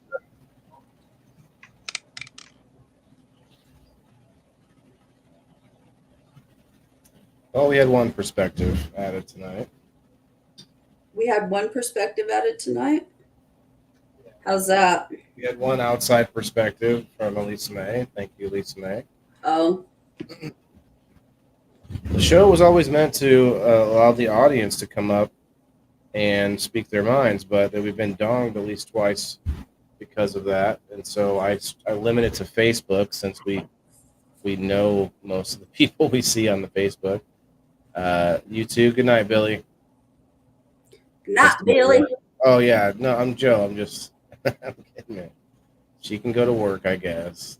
Tell her she's Hey, not late. Alan. Gotta stay on. Alan, what's up? Anyway, it was always meant to give people from the audience a chance to come up on screen to share their experience on the topic, give us even more perspective. And we've had plenty of episodes where there's 10 people plus people waiting to come up, and that's awesome because a lot of people wanted to weigh in. And it's just maybe we will at some point again, but you guys don't want to just hear our opinions every week, right? Yeah. It's boring. Yeah, I mean, but I guess they do because we had a star party earlier. Oh, cheers to that, ladies and gentlemen. I am just going to clean this out real fast, make sure it's tidy before we move on to the likes. Make sure you guys hit that like button if you haven't yet already. Remember, if you are a subscriber, you get that Hash and Dash immunity. This Sunday, we've got a triple matchup between the returning champ Timothy Martin versus Gerald Jones III and Lord Leaf Cycle, one of the sponsors of Game Night.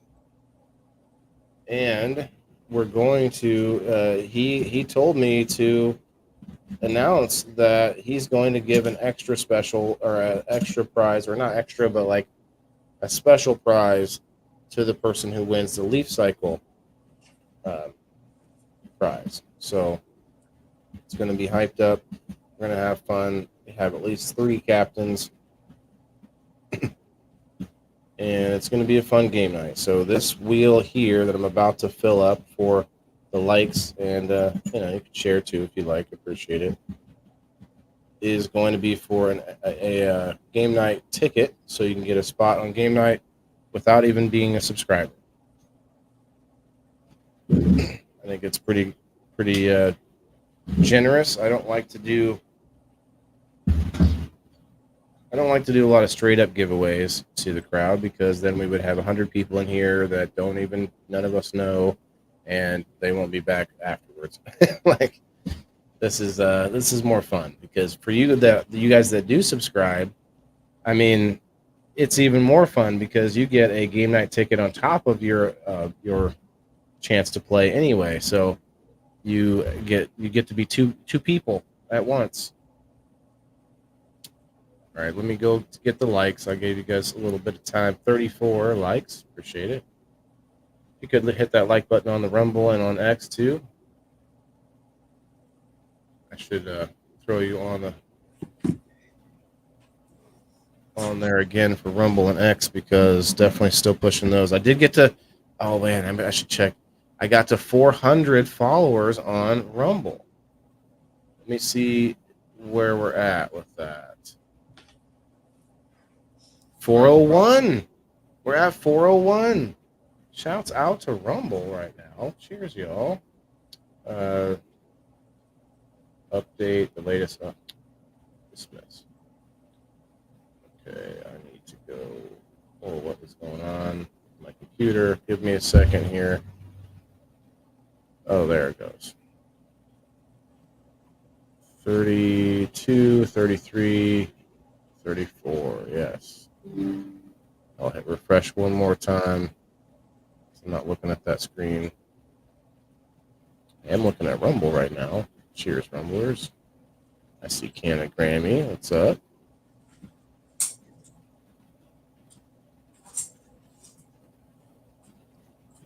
All right. Grab the likes over here and then get you all added from Rumble. I know I saw Margaret over there. I'm doing pretty well on X too. I actually have a post that is not a post.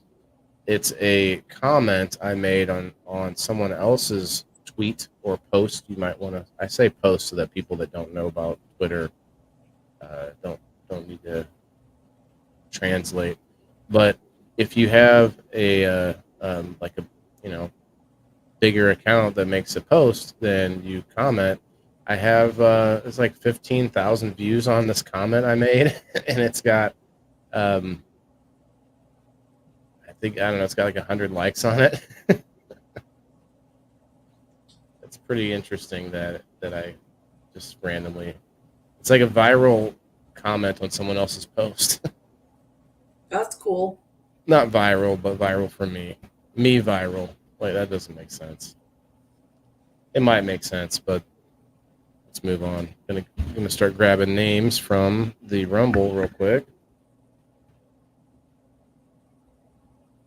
Margaret, Timothy, Canagrammy, and nobody.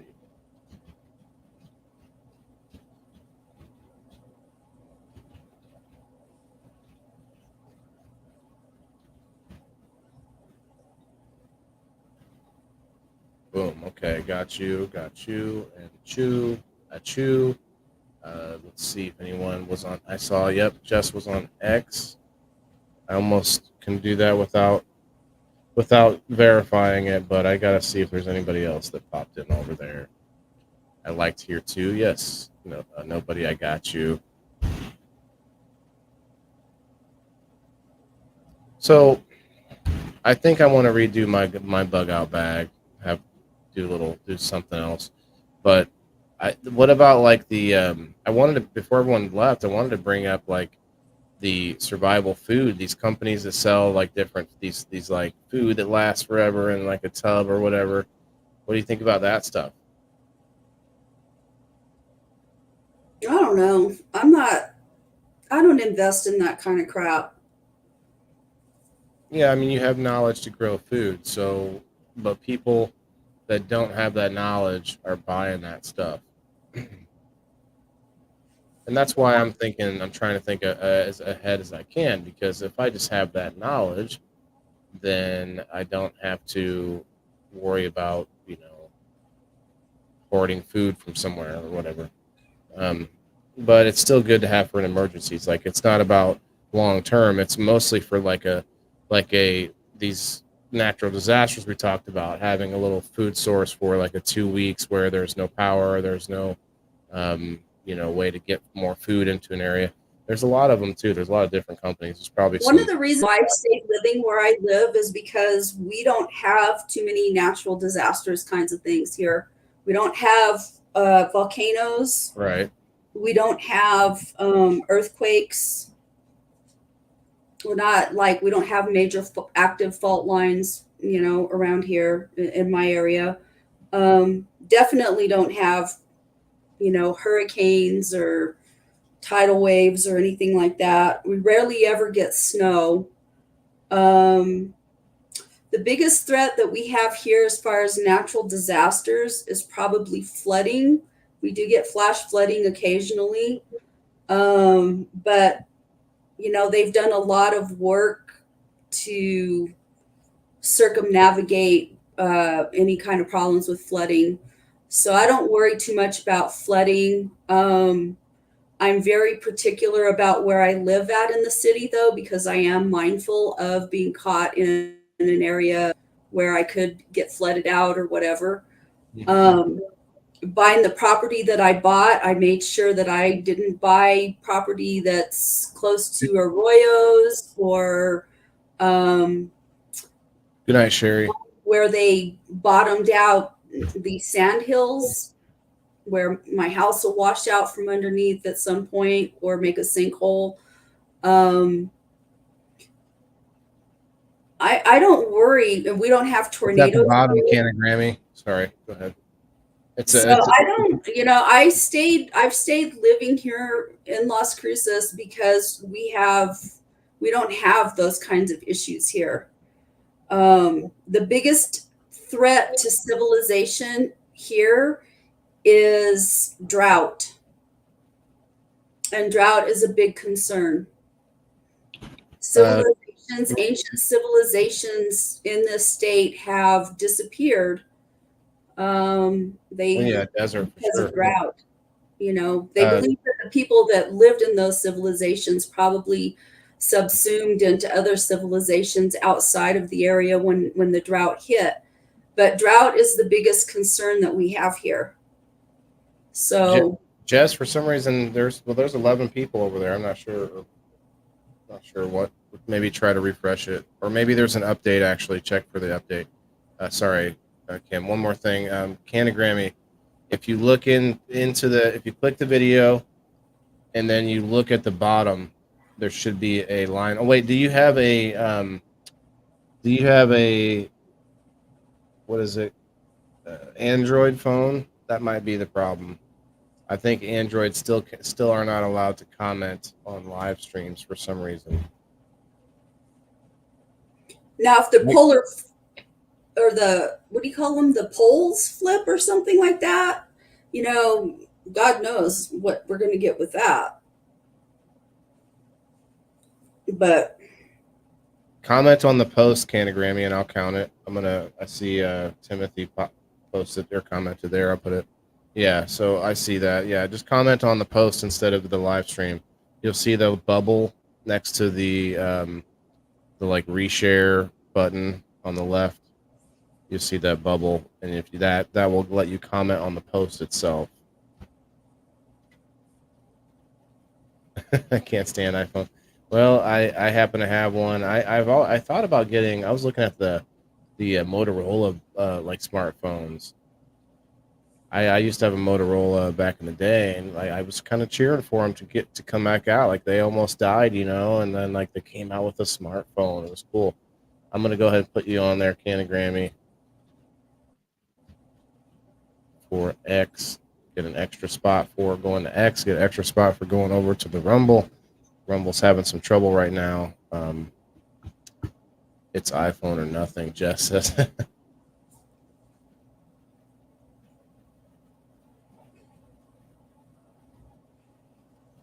Pop up at the bottom a few seconds after you open it.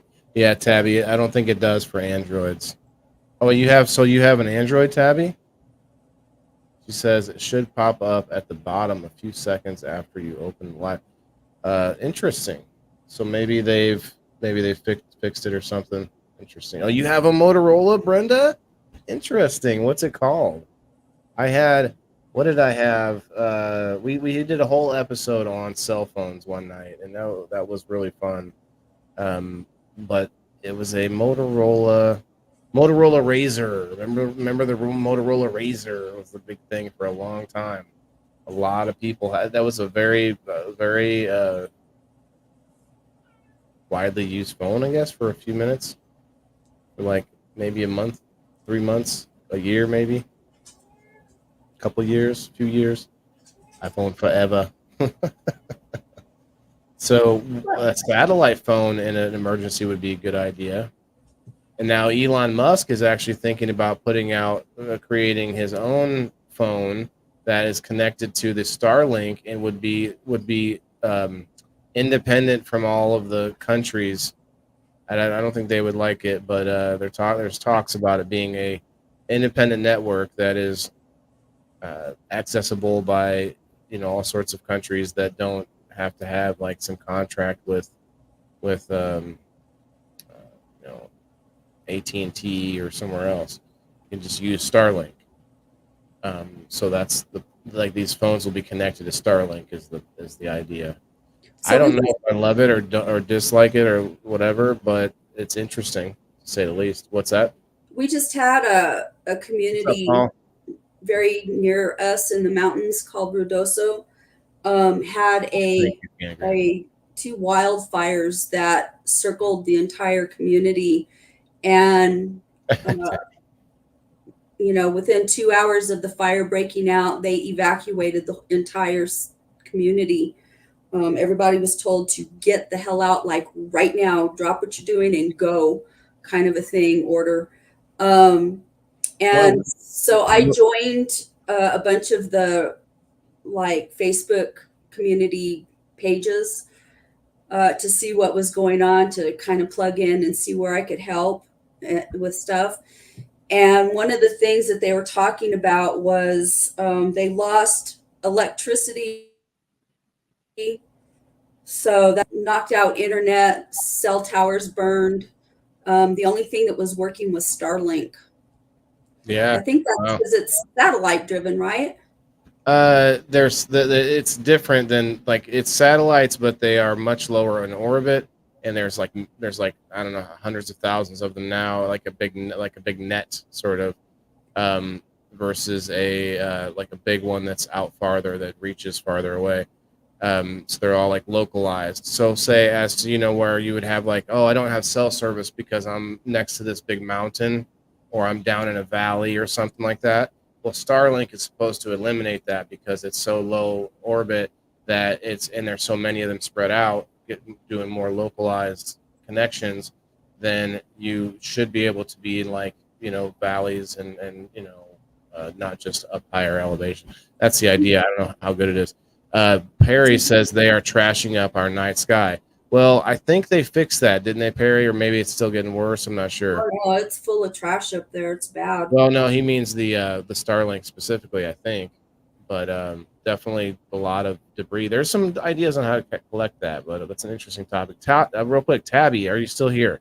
The wheel is it's for a ticket for game night on Sunday. So if you are not a subscriber, you can actually get to play in game night from the comments, and you get a chance to win from just hitting that like button, sharing us out if you can, and if you can go over to X or a Rumble, either one or both, you get on the wheel an additional time, actually. So if you want to do that, So with Starlink, do they not use the cell towers? How does that signal work? Is it just directly from the satellites, or? Yeah, it's directly up to the satellites because they're so That's much probably why lower. Starlink was the only thing working, because They're like lower orbit. Yeah, anything that had internet, like regular cell internet powered. or cells, there was no cell reception. All telephone communications were down. Hmm. So they had to send in the fire teams. They run them like like old style military, how they run phone lines to communicate out in the field for military. I had a friend that was a Marine, that's what his job was doing telecommunications for fires in California. But I was just wondering, because I didn't really know that much about Starlink, but that's how people were communicating, was through Starlink. There was a lot of chatter about that. So I'm just giving. I don't know if Tabby's here. I think she might go over to X. So I'm just giving her a second. Shouts out to X. Looks like 61 people came through so far. 79 people have come through. No, that's different. 28. My bees episode yesterday had 80 people viewing it. There's more views popping up on the bees episode. I wonder if people are clicking it by accident instead of this episode. That's funny. Let's see. Probably spam.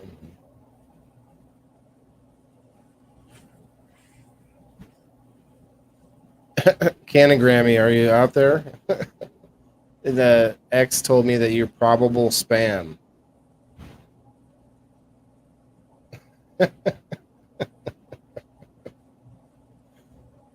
Probable spam, it says. There's 42,000. Okay, thanks for checking that out. Perry, because I was curious. Actually, that's not as much as I thought. I thought it was like hundreds of thousands. Like he wants more. I think there's going to be like 260,000 or something total, or more than that. I'm not sure.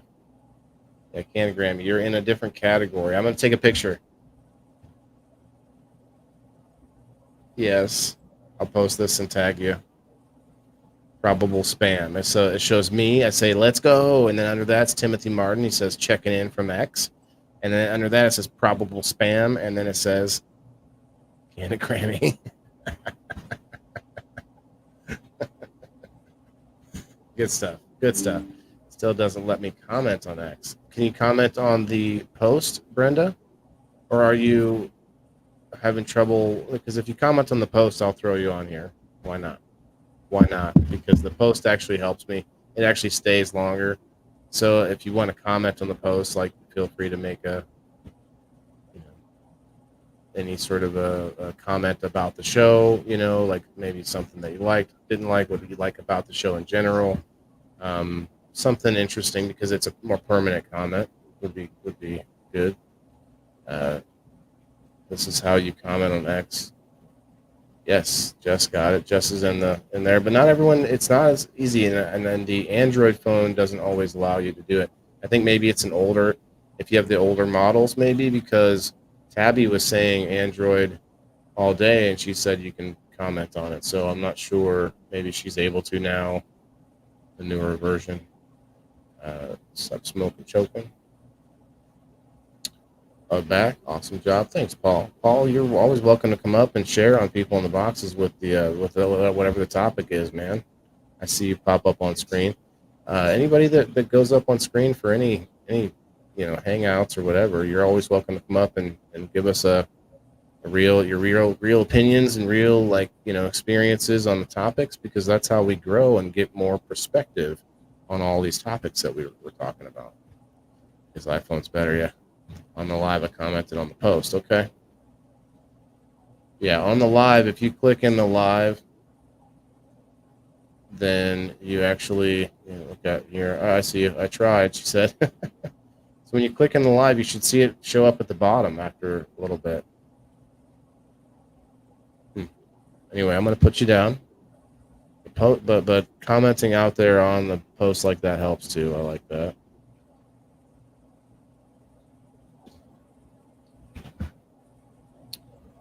Tabby, I didn't see it. Let me look here.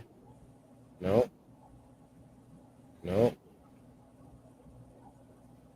not sure where you commented, but I hope you didn't comment on that other Waylon the Indoor Farmer on X. Man, you leave that guy. Guys, don't buy what that guy's selling. I'm just saying. Hey, we got 14 awesome people over on the Rumble, guys. If you haven't followed the channel, please do. I just hit 401. 401. If we could get, Kim, if I could get 19 more people to follow me on Rumble, and if I could I'd be happy if we could just hang out. We'll just hang out there for a while, and then maybe boost it up. Doesn't show up on the bottom. I went back and looked. Huh. Interesting. How about now? Okay. How now? What name? Tabby Woo. Let me get up in here and see. 386 on the X. We're in a race here on X and Rumble. Where Rumble's winning right now, but X definitely came up faster than Rumble did. So Rumble's still winning. Tabby, I see you. Oh, Tabby is also probable spam. So Tabby, now I got, out of the 5 people that commented, 2 of you are probable spam. Is that like a 50-50 rule, I wonder? That's funny. All right, Tabby, I'm getting you down. I put you down once already for Facebook.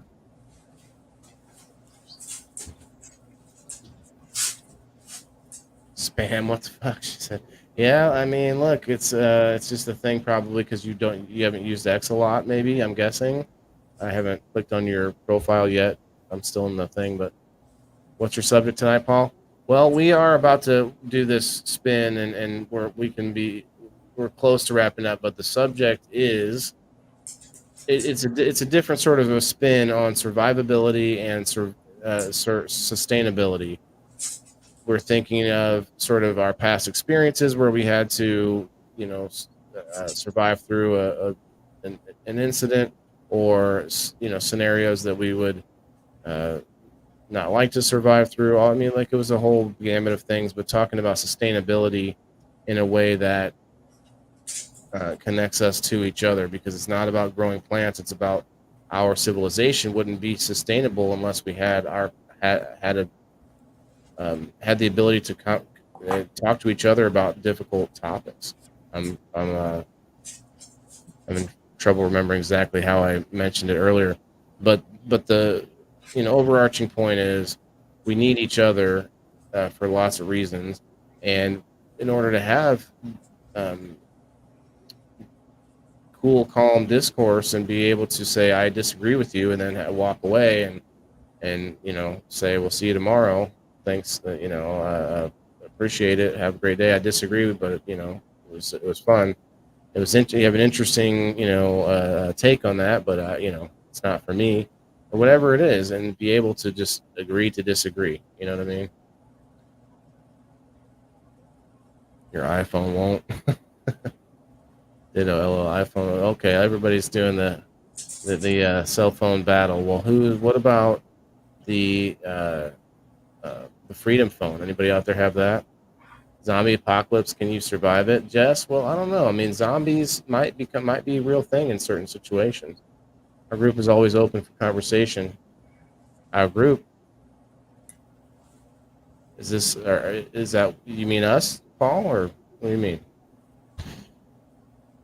Who, me? All right, so I think I have everybody on there that has gone over to X or Rumble.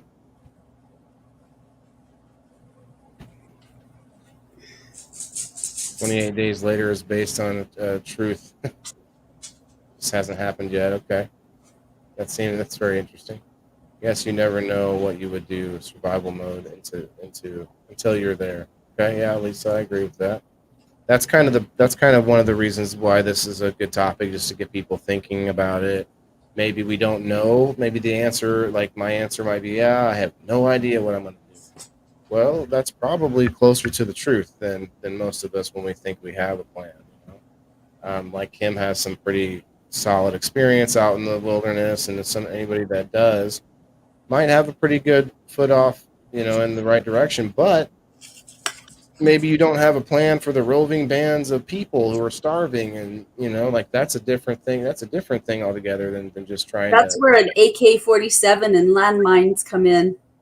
I mean, maybe for a little bit, but you guys, if it's a big enough gang of people, like, you know, what That's was where their landmines come in. landmines? Yeah, just round. Like, have you seen that movie or the TV series about with the mushroom zombies? What's that called? The guy has to protect that girl, and they're trying to transport her somewhere. It was just not too long ago. It was based off of a game. Um, anyway, The Last of Us. Yes, The Last of Us. Yeah, that was a good one because it made you think a lot about, because there was a lot of human to human contact where, and same thing happens on The Walking Dead, where a lot of times humans kill each other when there's a crisis or whatever. It's not unusual. Well, look at what happened with the Salem witch hunts. Oh, so Paul, are you saying I should? I don't know if I'm in that one. Talking the shiz with Paul and Frank. I've seen you go. You're talking about your show. Well, you guys should come up on Thursdays. Paul, you and Frank should come up on Thursdays. We all, we promote each other. We build, we come together once a week as people that are creators, and we, pool our thoughts and our perspectives, and then you go about our ways. Because I've seen you up there. I've seen you a couple times. You guys doing your show. So that's the name of the group, though. Okay, great show. Okay. Yeah, that's what I thought. It's the name of the show, but I guess it's just the name of the group, and you go live in the group. Okay.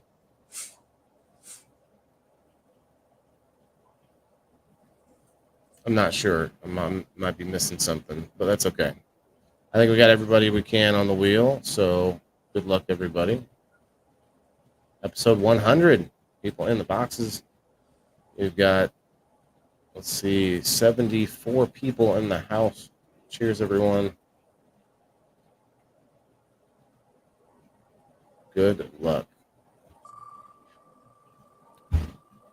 Send me an invite, Paul. Yeah, for sure, brother. Let's see who's in next. 45. Cheers, Xers. And we probably got some over on Kick, too. Let me check on Kick. One person watching. Nobody. And Timothy, looks like. Cheers. Kick. 63 followers on Kick. I'm almost to enough to have subscribers. Perry's a member of that group. Okay. Well, Perry's in that group. Look, I mean, that's a seal of approval for me. And I did promise to do some more spinach. Not spinach, but spinach. So we're going to do some number spins from the locals. If anybody hasn't gotten their number, you better go get it now, because I gave out a whole bunch of new numbers, and there were a couple people, the same people, but a couple people that like to comment multiple times in the number post. That I am keeping an eye on now, but it is difficult because I have to keep scrolling back and forth. So if you could, please, please, please try not to comment more than once. If you comment once and you think you need to comment again, just send me a DM. Just send me a, hey, I didn't get a number over there. Don't, if you would do that, guys, that would be appreciative. I think that would help. Let's see, the last person I gave a number to was Mama Rochi at 19, and so we got Alex at number 20. 20. Boom. Okay, so we got 20 numbers. Oh, nobody wins this one again. Holy cow, nobody. Cheers, good luck, or congrats, bro. Congrats. Or person. You never know. It's nobody. So let's see. Let me make sure I write it down. Write it down.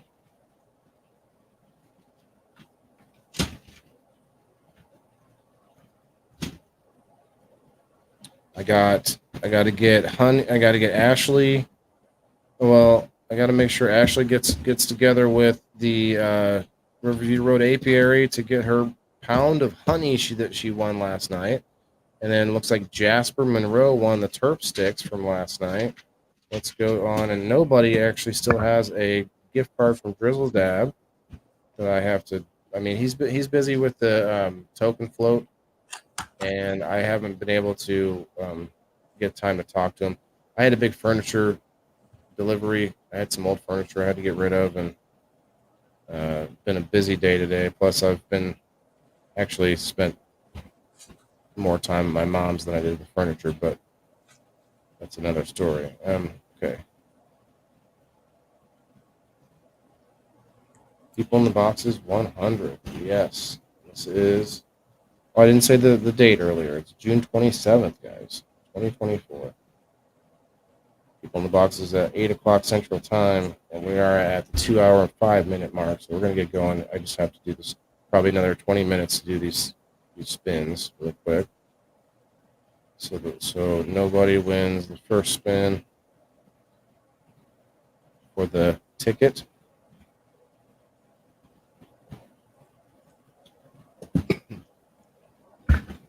And let's see. I was going to do another spin for this, but nah. Can't keep giving everything away just because I'm feeling generous. But we are doing plenty of giveaways anyway. So we're going to go all the numbers. I'm going to do 3 spins.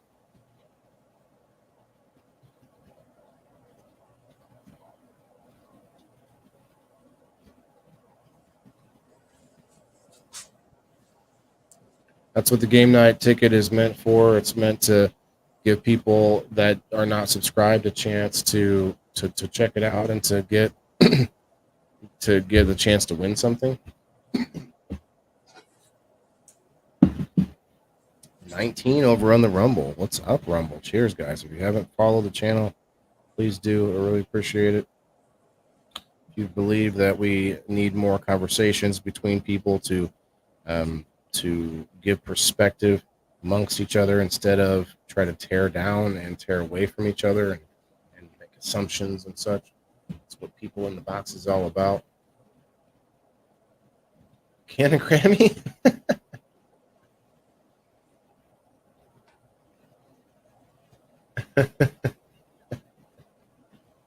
Yeah, you're right. Can a Grammy.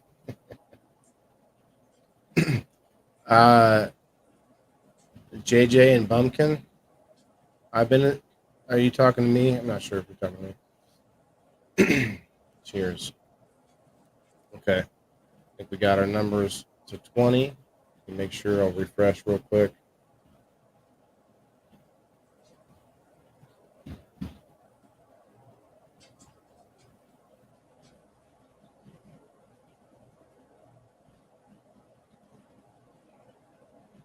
Okay.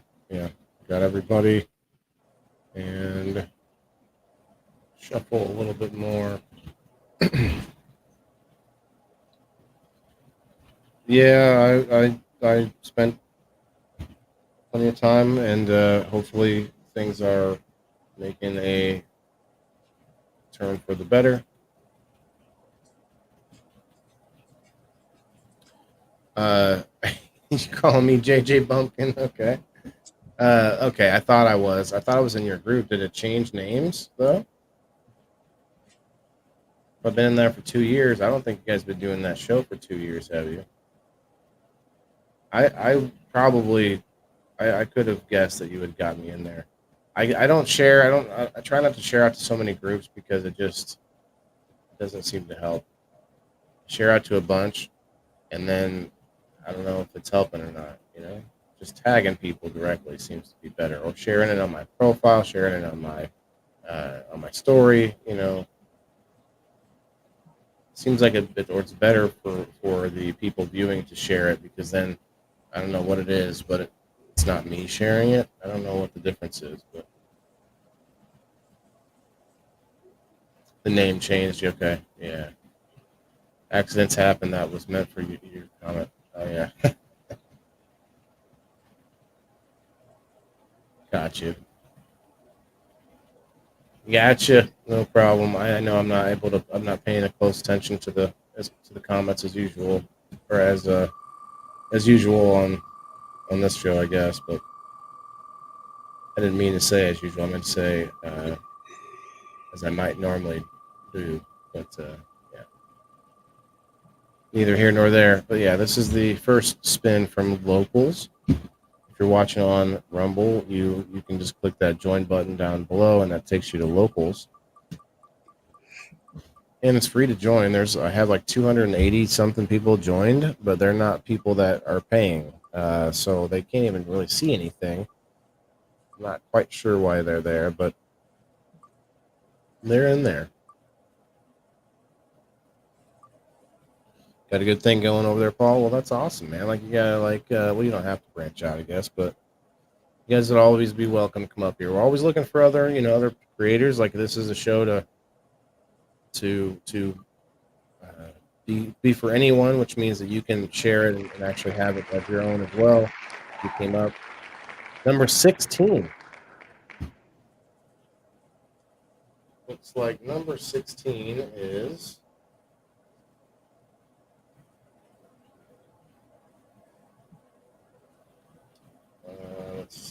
let's see, 19, 18, 17.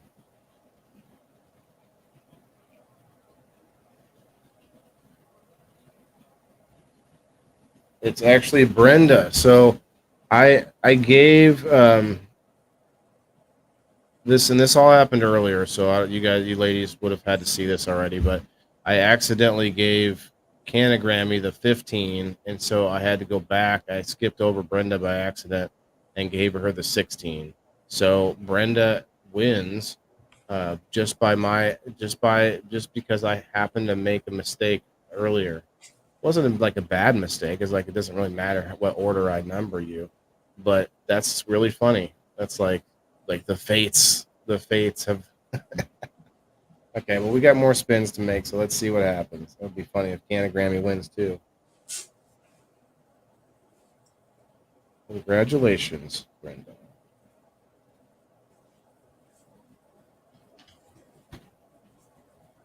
All right, so removing Brenda. Let's shuffle it up a little bit again. Shuffle, shuffle, shuffle. Yeah, no worries, Canagrammy. I just thought it was funny. It was like, man, the wheel of fate. I happen to make them. Like, you know how the smallest thing can change. Yeah, like some of those movies, and there's different shows and movies where like it shows the smallest thing happen, and like it makes a chain of events, you know, that ends up you know what I'm talking about. It's a trope. It's a movie trope. It's a story trope and all sorts of different things. Okay, here's the number 16 was Brenda.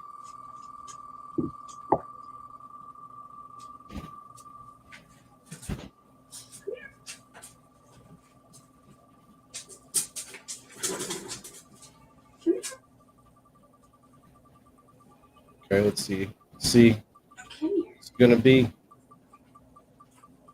Go check my number now. Jess, you were one of the early ones. Let's see. Michael Gray, Perry, then Trent, Nobody, Tommy McKetta, Elizabeth, William. Jess is actually number 8. Holy shit. No way. No way. It's going to get to 19. It's going to get to 19.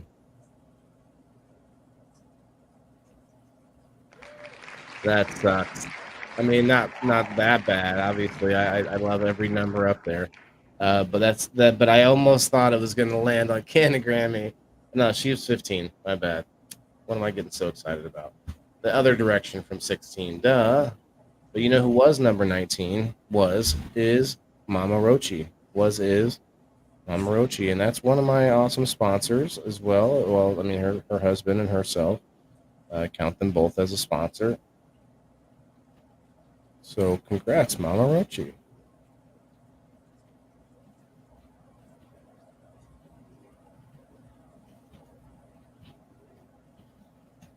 Awesome. You guys are free to tag anyone that's won as well. I don't think she's probably maybe live right now somewhere.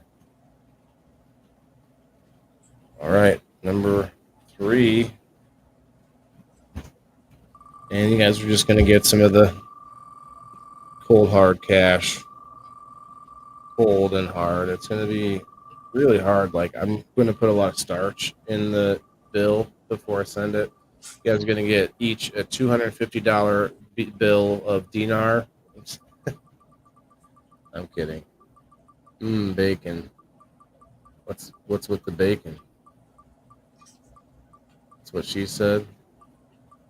It's super hard with starch. Is that what she said?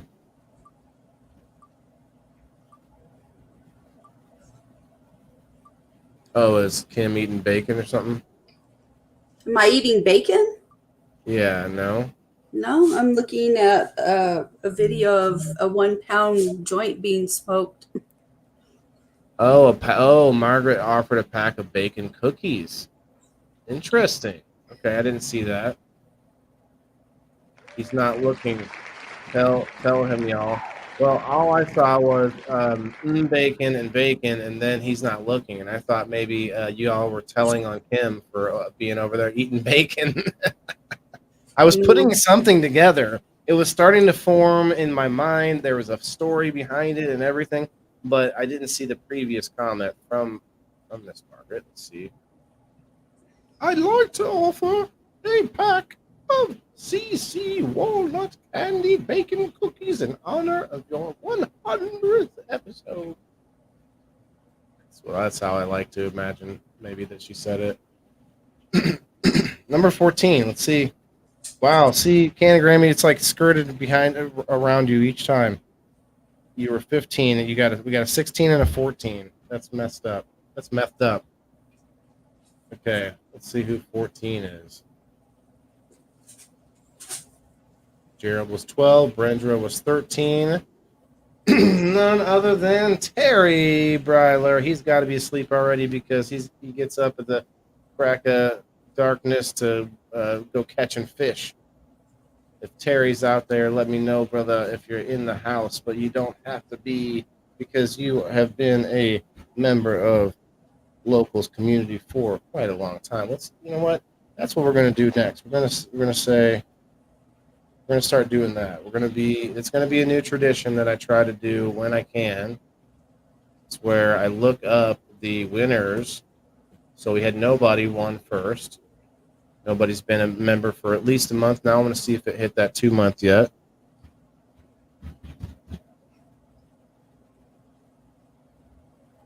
Did the full year. So what am I saying? 5/13. So it's been more than a month now. Okay, month and a half. Very cool. Very cool. Okay, let's go down the list here. We got Brenda. Brenda has been a member for exactly a month now. Brenda, tomorrow is your 1 month, 30 day. I'll give it exactly 30 day mark. Wow, very cool. Awesome, Brenda. Thank you. Let's see, Mama Rochi.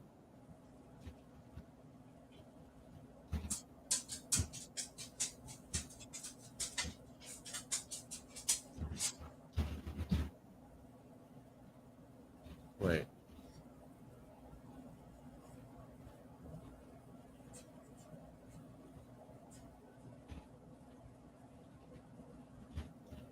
Why am I not able to look her up? Let's see.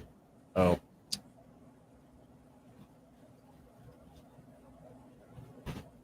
Mama Rochi's been a member since last August 2nd. August 2nd, 2023, guys. Almost a year now. Almost been with me for a year. It's 10 months. Thank you so much, the Rochis, both of you. I can't wait to see you guys in Dixon on the 12th and 13th next month. We're gonna be up there with Sir Steve-O in a booth inside with the tattoo artist and all the glass blowers, and then there's a whole vending event outside with live music. It's going to be really, really awesome, and we're going to see Master Rochi there, I'm sure. Hello? Terry Bryler has been a member since last September. So 9/13/2023. Terry Bryler. The Terry and Brenda both have been amazing and awesome supporters for for longer than that, I'm sure. But once I really started to catch on over with Locals and figure out a way to make it valuable for people to go over there, because it's hard for you to leave your apps. I get it. You're already on an app. You're already seeing me.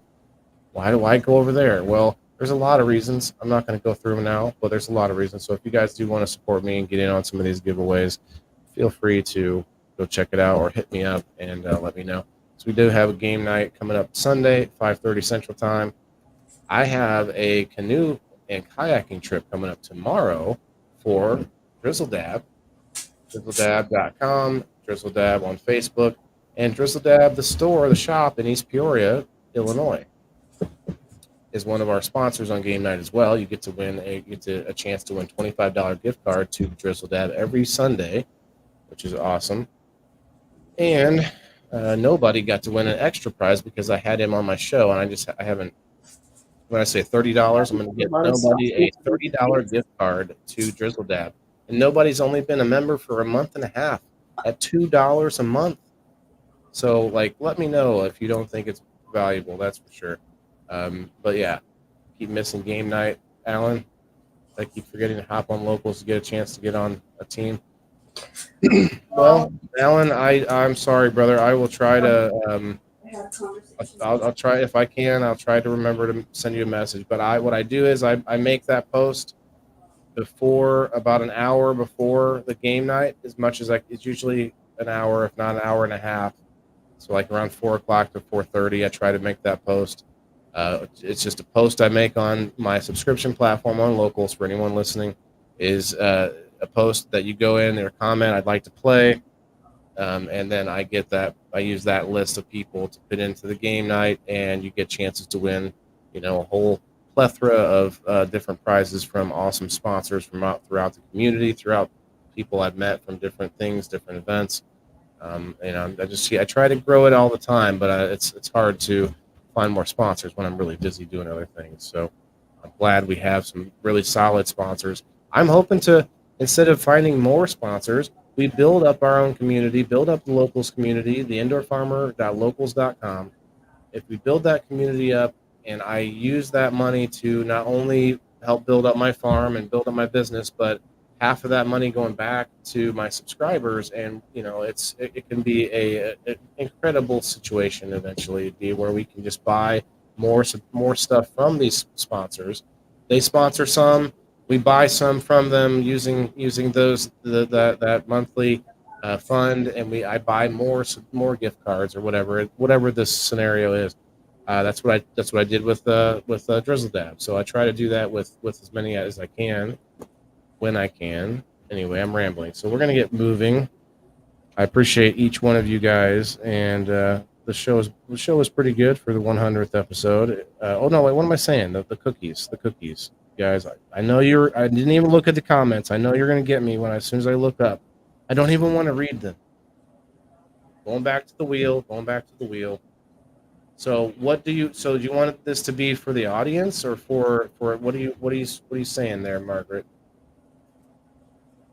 Grandma Walton's special recipe. Okay. Locals that pay is so much, dear. Thank you. Jess, you're always saying I appreciate that. I'm a member and a sponsor. Yes, Paul. Yes, you bro. Paul, let me know how you're doing, man. Send me a DM, or maybe I'll send you a DM. And I've just been crazy myself, so I definitely been saying some prayers for everybody, and I hope that karma's coming back to me. Lord, you know what I'm saying, brother? Make sure give my mom the strength, my man. You know what I'm saying? Very good show. Thanks, Perry. Good show. It kind of went out and went to different areas. I wasn't exactly expecting it to go, but that's kind of the point too, where we want it to be going in places where we don't expect. So are we doing this for all that's here? Okay. Well, then why don't we do a hashtag, because there's a lot of people that probably aren't here now that were here earlier. So let's do that instead.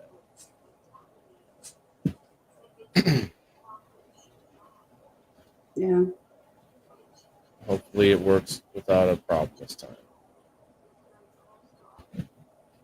Let's say hashtag MJ Baked Goods. Well, MJ's Baked Goods, guys. Hashtag MJ's Baked Goods. I'm going to put it up in just a second here.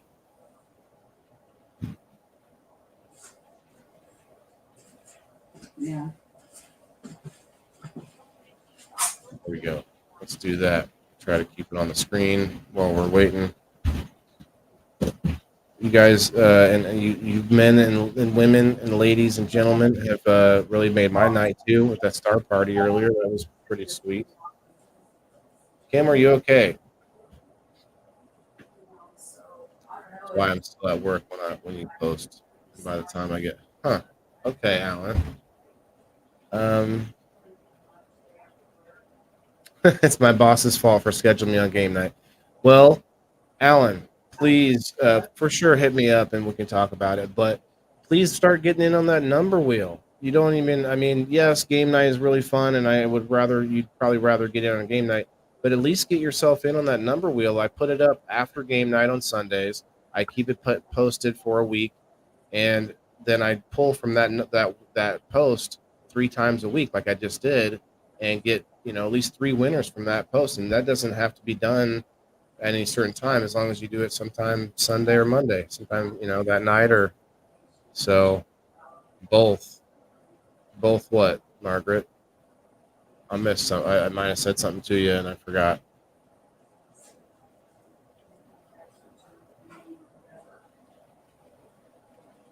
I'm not exactly sure. Dominic, man, I honestly can't read most of what you show me. I read some of it and I'm like, Oh, ah, okay. Oh, that's cool. I forgot you have. oh, she's on the phone. Hey, just chilling. Yeah. That's cool. Is everything all right? I'm just gonna Yeah. just put her in the back for a little bit there. Okay. Responding to Timothy. Got you. Got you. Yeah, Alan, I appreciate it, man. I want to get you in on more things. Game night is fun, and so I understand that aspect of it. I hope that it's more entertaining and fun, and that might be the best and coolest thing that I'm doing. But if you're a member on locals, man, we need to get you in on anything else that you can get in on. Like tonight, usually, if you were here early enough to hit that like button before I did the spin earlier, you definitely got in on that. But the number wheel would have been tonight. Last night on Wednesdays, I always do a giveaway from Grow Fam, and then I also sometimes do one from my guests. Like I had last night, we had Luke from Riverview Road Apiary.com on the show live in studio, and he gave away a pound of honey. Miss Ashley Huffman won that whole pound of honey. Yeah, guys, you should be able to hashtag on Rumble, X, YouTube, and Facebook. I don't know if it works for the wheel. You're welcome to try, but it doesn't look like it's doing anything. I don't see it. It looks like we got eight entries, 8 entries out of let's see, 70, 82 people watching. It's not really true. 82 people. It's 57 of them come from X. So those people don't really count because few of you are on X. I see nobody. I see Jess, myself. Well, Jess was. Uh, I don't. Yeah, Jess hit the hashtag. Yep. I don't. They do it differently over there. A number actually means the number of people that popped in to look at the live stream for a second. It's not giving me the live number of people, but we do have like 25 people here. So see if we can get up to like 15 at least. We're up to 9. 9. Tabby over on the Rumble. Tabby, that would have got you an extra spot earlier. I didn't see you comment on Rumble. Wes Grock, what's up, man? How are you? How you been? I'm trying to wrap things up, but it's been a fun night. It seems to be getting more exciting as I go. 10, got 10 now, up to 10. Okay.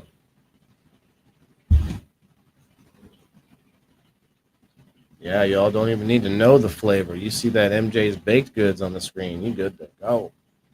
Sweetest group on Facebook, Alan. Are you in my group, Maccabees Live Market, presented by Waylon, the indoor farmer? After these messages, oh no, that's so different. Waylon, can you hashtag for Kim, please? For Kim, all right, I guess. I'm gonna test X. I'm on X right now with my phone. I'm gonna test it. Let's see.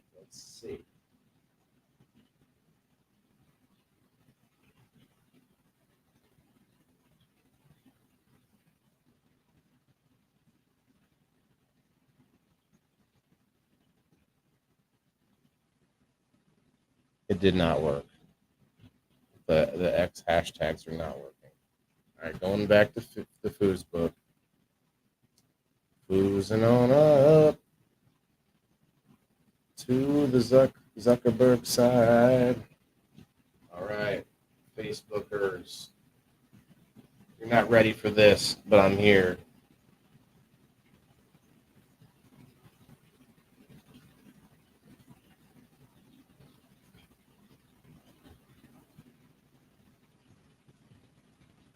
Oh, snap. Got it to 12. That's me. Yeah, looks like YouTube doesn't work either, Tabby. I really thought it was. I thought Rumble worked, but it doesn't.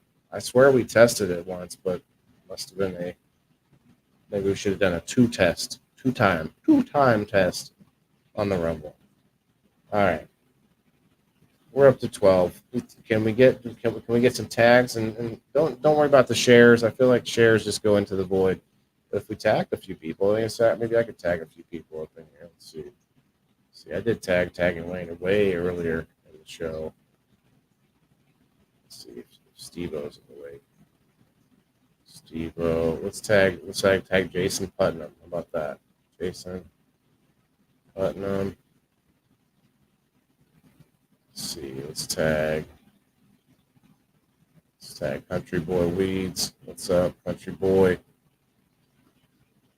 This is a 2-pack of chocolate chip walnut candied bacon cookies. Grandma's walnut special. Grandma's walnut special recipe, Sonny.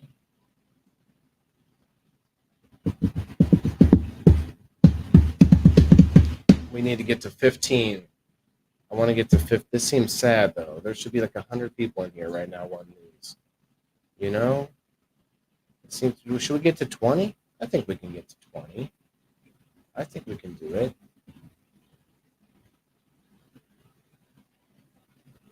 You have to spell it right. There's baked. Oh my God. You're right. You're right. Goodness gracious. That's unfortunate. It's unfortunate.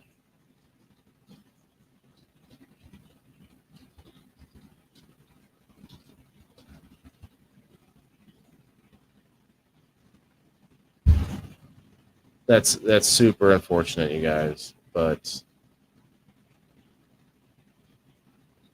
what did I type? What was it? Bakes goods. MJ's bakes goods. That's kind of got its own separate twist maybe to it. Oh, Tabby's coming through. Well, okay. Well, we're gonna need some time for those folks anyway. Tabby's tagging in, so maybe it's worth the wait. I do apologize, but hey, I did say to be fair, I did say I do not like the hashtag tool. Should have just said I should have just started typing in names, but I've had too much medication for doing that. So if you want the cookies bad enough, you'll type the damn thing in again. I do apologize, but I'll say damn anyway.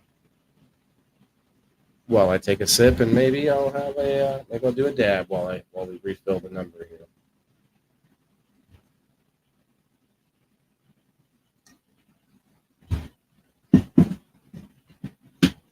Well, you're right, Canagrammy, but I was trying to promote her group accurately, and I don't want people to go searching for that. So, and I'm one of those weirdos that I like to correct myself all the time, you know, and it is not always an attractive quality, but I feel like I don't know, I feel like it's a genuine thing to try to do. I just maybe do it too much, you know. I'll do one with you. Okay, well, you want to come up? Wes? Come on up, my guy. But yeah, I do appreciate that, Canagrammy. Like, it definitely is true. I could have just left it. Sometimes I make things more difficult too, but in this case, I think I was just trying to make sure I'm giving that proper respect to Miss MJ. MJ, like Spider-Man's girlfriend. Would you ladies date a guy who could shoot webs out of his hands? Maybe his butt, you know? Like, what happens back there, you know? Right, but he didn't spell it right in his hashtag, so I was just trying to. Yes, no, I do appreciate you both, because I would have wanted to know that I misspelled it for sure. And I'm not just trying to split the fence here. You both helped me in separate ways that cannot be described as more than, you know. what's the word? What's the word I'm thinking of? But Wes, what's up? You came I up, was and I was cool, like, man. my attention got split for a second. And I was like, what's the word? Valuable or precious to me? I don't know. There was a word I was thinking of. But Wes, where have you been? You been in the garden? Is the garden hopping? What's happening? Well, we had a little bit of setbacks, but Okay. we got some stuff coming up pretty good. I don't have much as I wanted to do. My back really felt all on me again really bad, and I just Ooh. couldn't get her done. But I went and I don't know, I saw a still got a little bit of chiropractor time. yesterday. Have you done any of that? What's the back problem? Let's stick on that for a second. Hold on here. I can't hear much at all for some weird Have a good reason. night, Jess. I think I'm pretty loud. If anyone out there disagrees, let me know. Cheers, Alan. It's probably my stuff. We'll just go through the settings and check it out real quick. Oh yeah, I did. I actually did type it out correctly when I did it for Kim, and and the number went up. Wait, no, wait. I don't. I typed it out with my incorrect spelling. That's what I mean to say. I didn't type it out. You guys, it's so confusing. But I think I got to do it one more time for Kim. What's going on here? Wes, did you get in on this, man?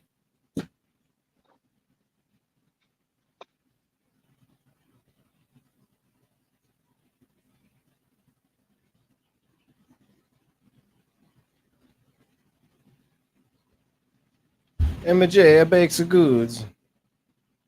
Yeah, you could just take the first S off and then add it and like switch it with the D and take the D out, and it could be MJ bakes goods.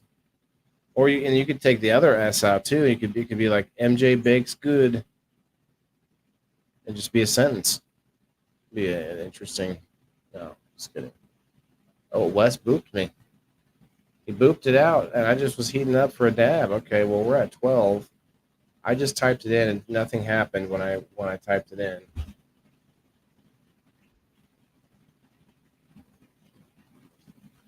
I definitely typed it exactly how it shows on the screen. All right, there we go. I can hear better too. I definitely did. Maybe it was one of the few that it caught. Man, I hate this fucking tool. That's what every time there's something every time. You say after Right. you eat her baked Always goods. Yeah, something. Man. yeah, that's what you say after you eat the baked goods, Jess. Yes, I agree. Like you eat them and you're like, MJ bakes good, and then you're like, who? MJ's baked goods. MJ bakes goods. Well, I mean, it's got its place. How many baked goods could MJ bake if MJ could bake goods? If MJ bakes baked goods, is MJ's baked goods good if they're baked in MJ's baked good? Maybe it depends on if you're baked. The whole Bean, come on up for a quick smoke, my friend. We are just going to give out some MJ's baked goods real quick before we get going. So if you want to come up for a quick dabaroo, I'm heating up the old e-nail. So just say the word, Bean. Say the words. Blink once, blink twice. Cindy, Paul, what's up? Get in on this, girl. Get in. You got in on here. Okay, I see you on Facebook. I don't think it works from X, unfortunately. I'd like to get up to 20. I'd like to get up to 20 people in on this if I could. We're at 14. Wes, did you get in on it? I do believe so. Okay. I'll allow it.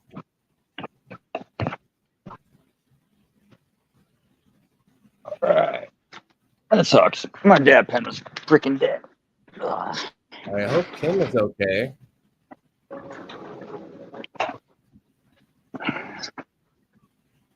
The number did go up to 17, so I don't know if that's from you ladies over there on the X and on YouTube, and then Miss Jordan Fox on the Twitch.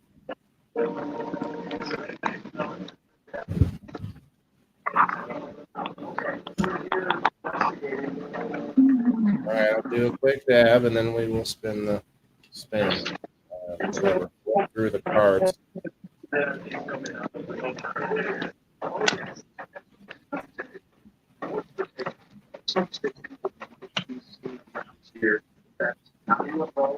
We're at 18. If we can get 2 more.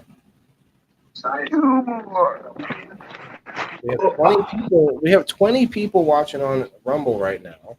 Cheers to the Rumble. We have 80. Wait, no, we have 100 people in the house on episode 100. 100 people. Special giveaway? Say again? A special giveaway? No, that's what this Too bad one the show's is. over. This is the special giveaway. Yeah, it's like I'm trying to get out of here, but the show keeps getting bigger. This is like a weird. It's like a weird reverse nightmare of mine.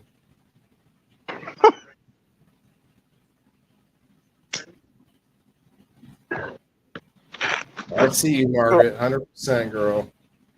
All right, cheers, everybody. Cheers for all the years. If we ever disagree, fuck you, and here's to me.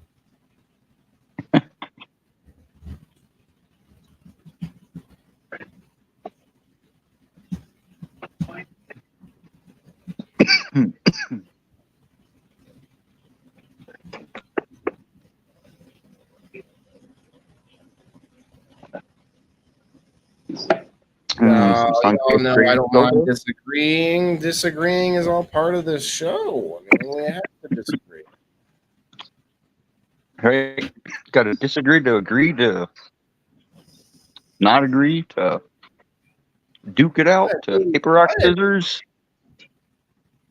I disagree that we should agree. Like, wait a minute. Right. Disagree to agree? That's a foreign concept to me. What's going on here?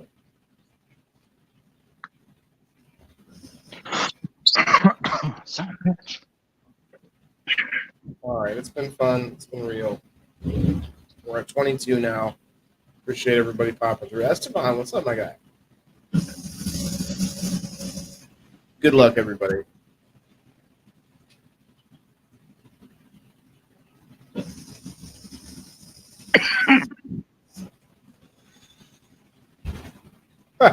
Woo! Look at that.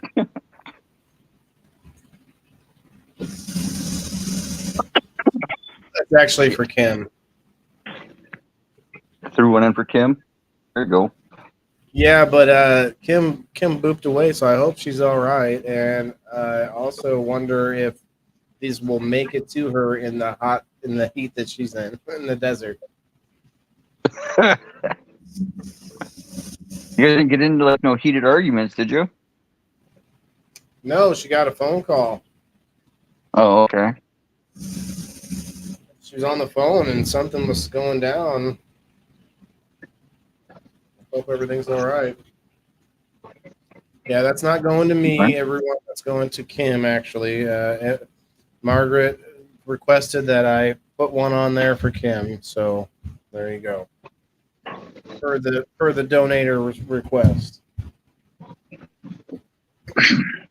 Yep, there ain't nothing wrong with that. It landed on you. Sorry, brother. You definitely came in and almost got it, but the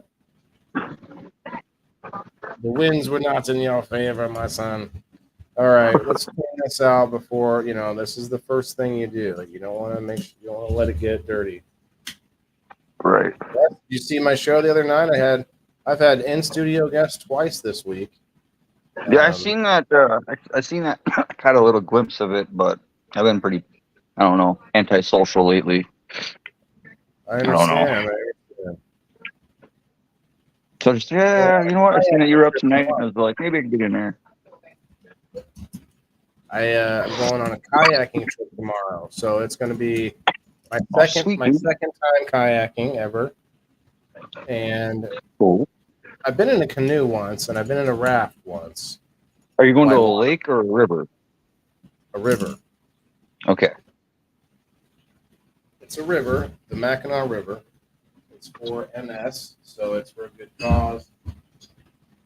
Anybody that's in the Illinois area or wants to make that trip tomorrow or Saturday, It's $25 for the awesome shirt. There's all the different colors. I got the red, white, and blue token float shirt, and then there's also a donation to MS. The money goes to MS, and then also the you have to rent the kayak or whatever. But otherwise, good. Have a good night, Paul. Good night, everybody. Thank you guys very much for hanging out. If you didn't yet already hit that like button, please do so. Over on the Rumble, if you haven't followed the channel, please do so. You guys will find a lot of variety here. Very, very specific themed shows. I do 5 shows a week, and each one of those shows are very near and dear to me for one reason or another. The very next one is Sunday game night, 5:30 Central Time. Come on back and see us then. Remember, sustainability is not just about plants, but we all need to eat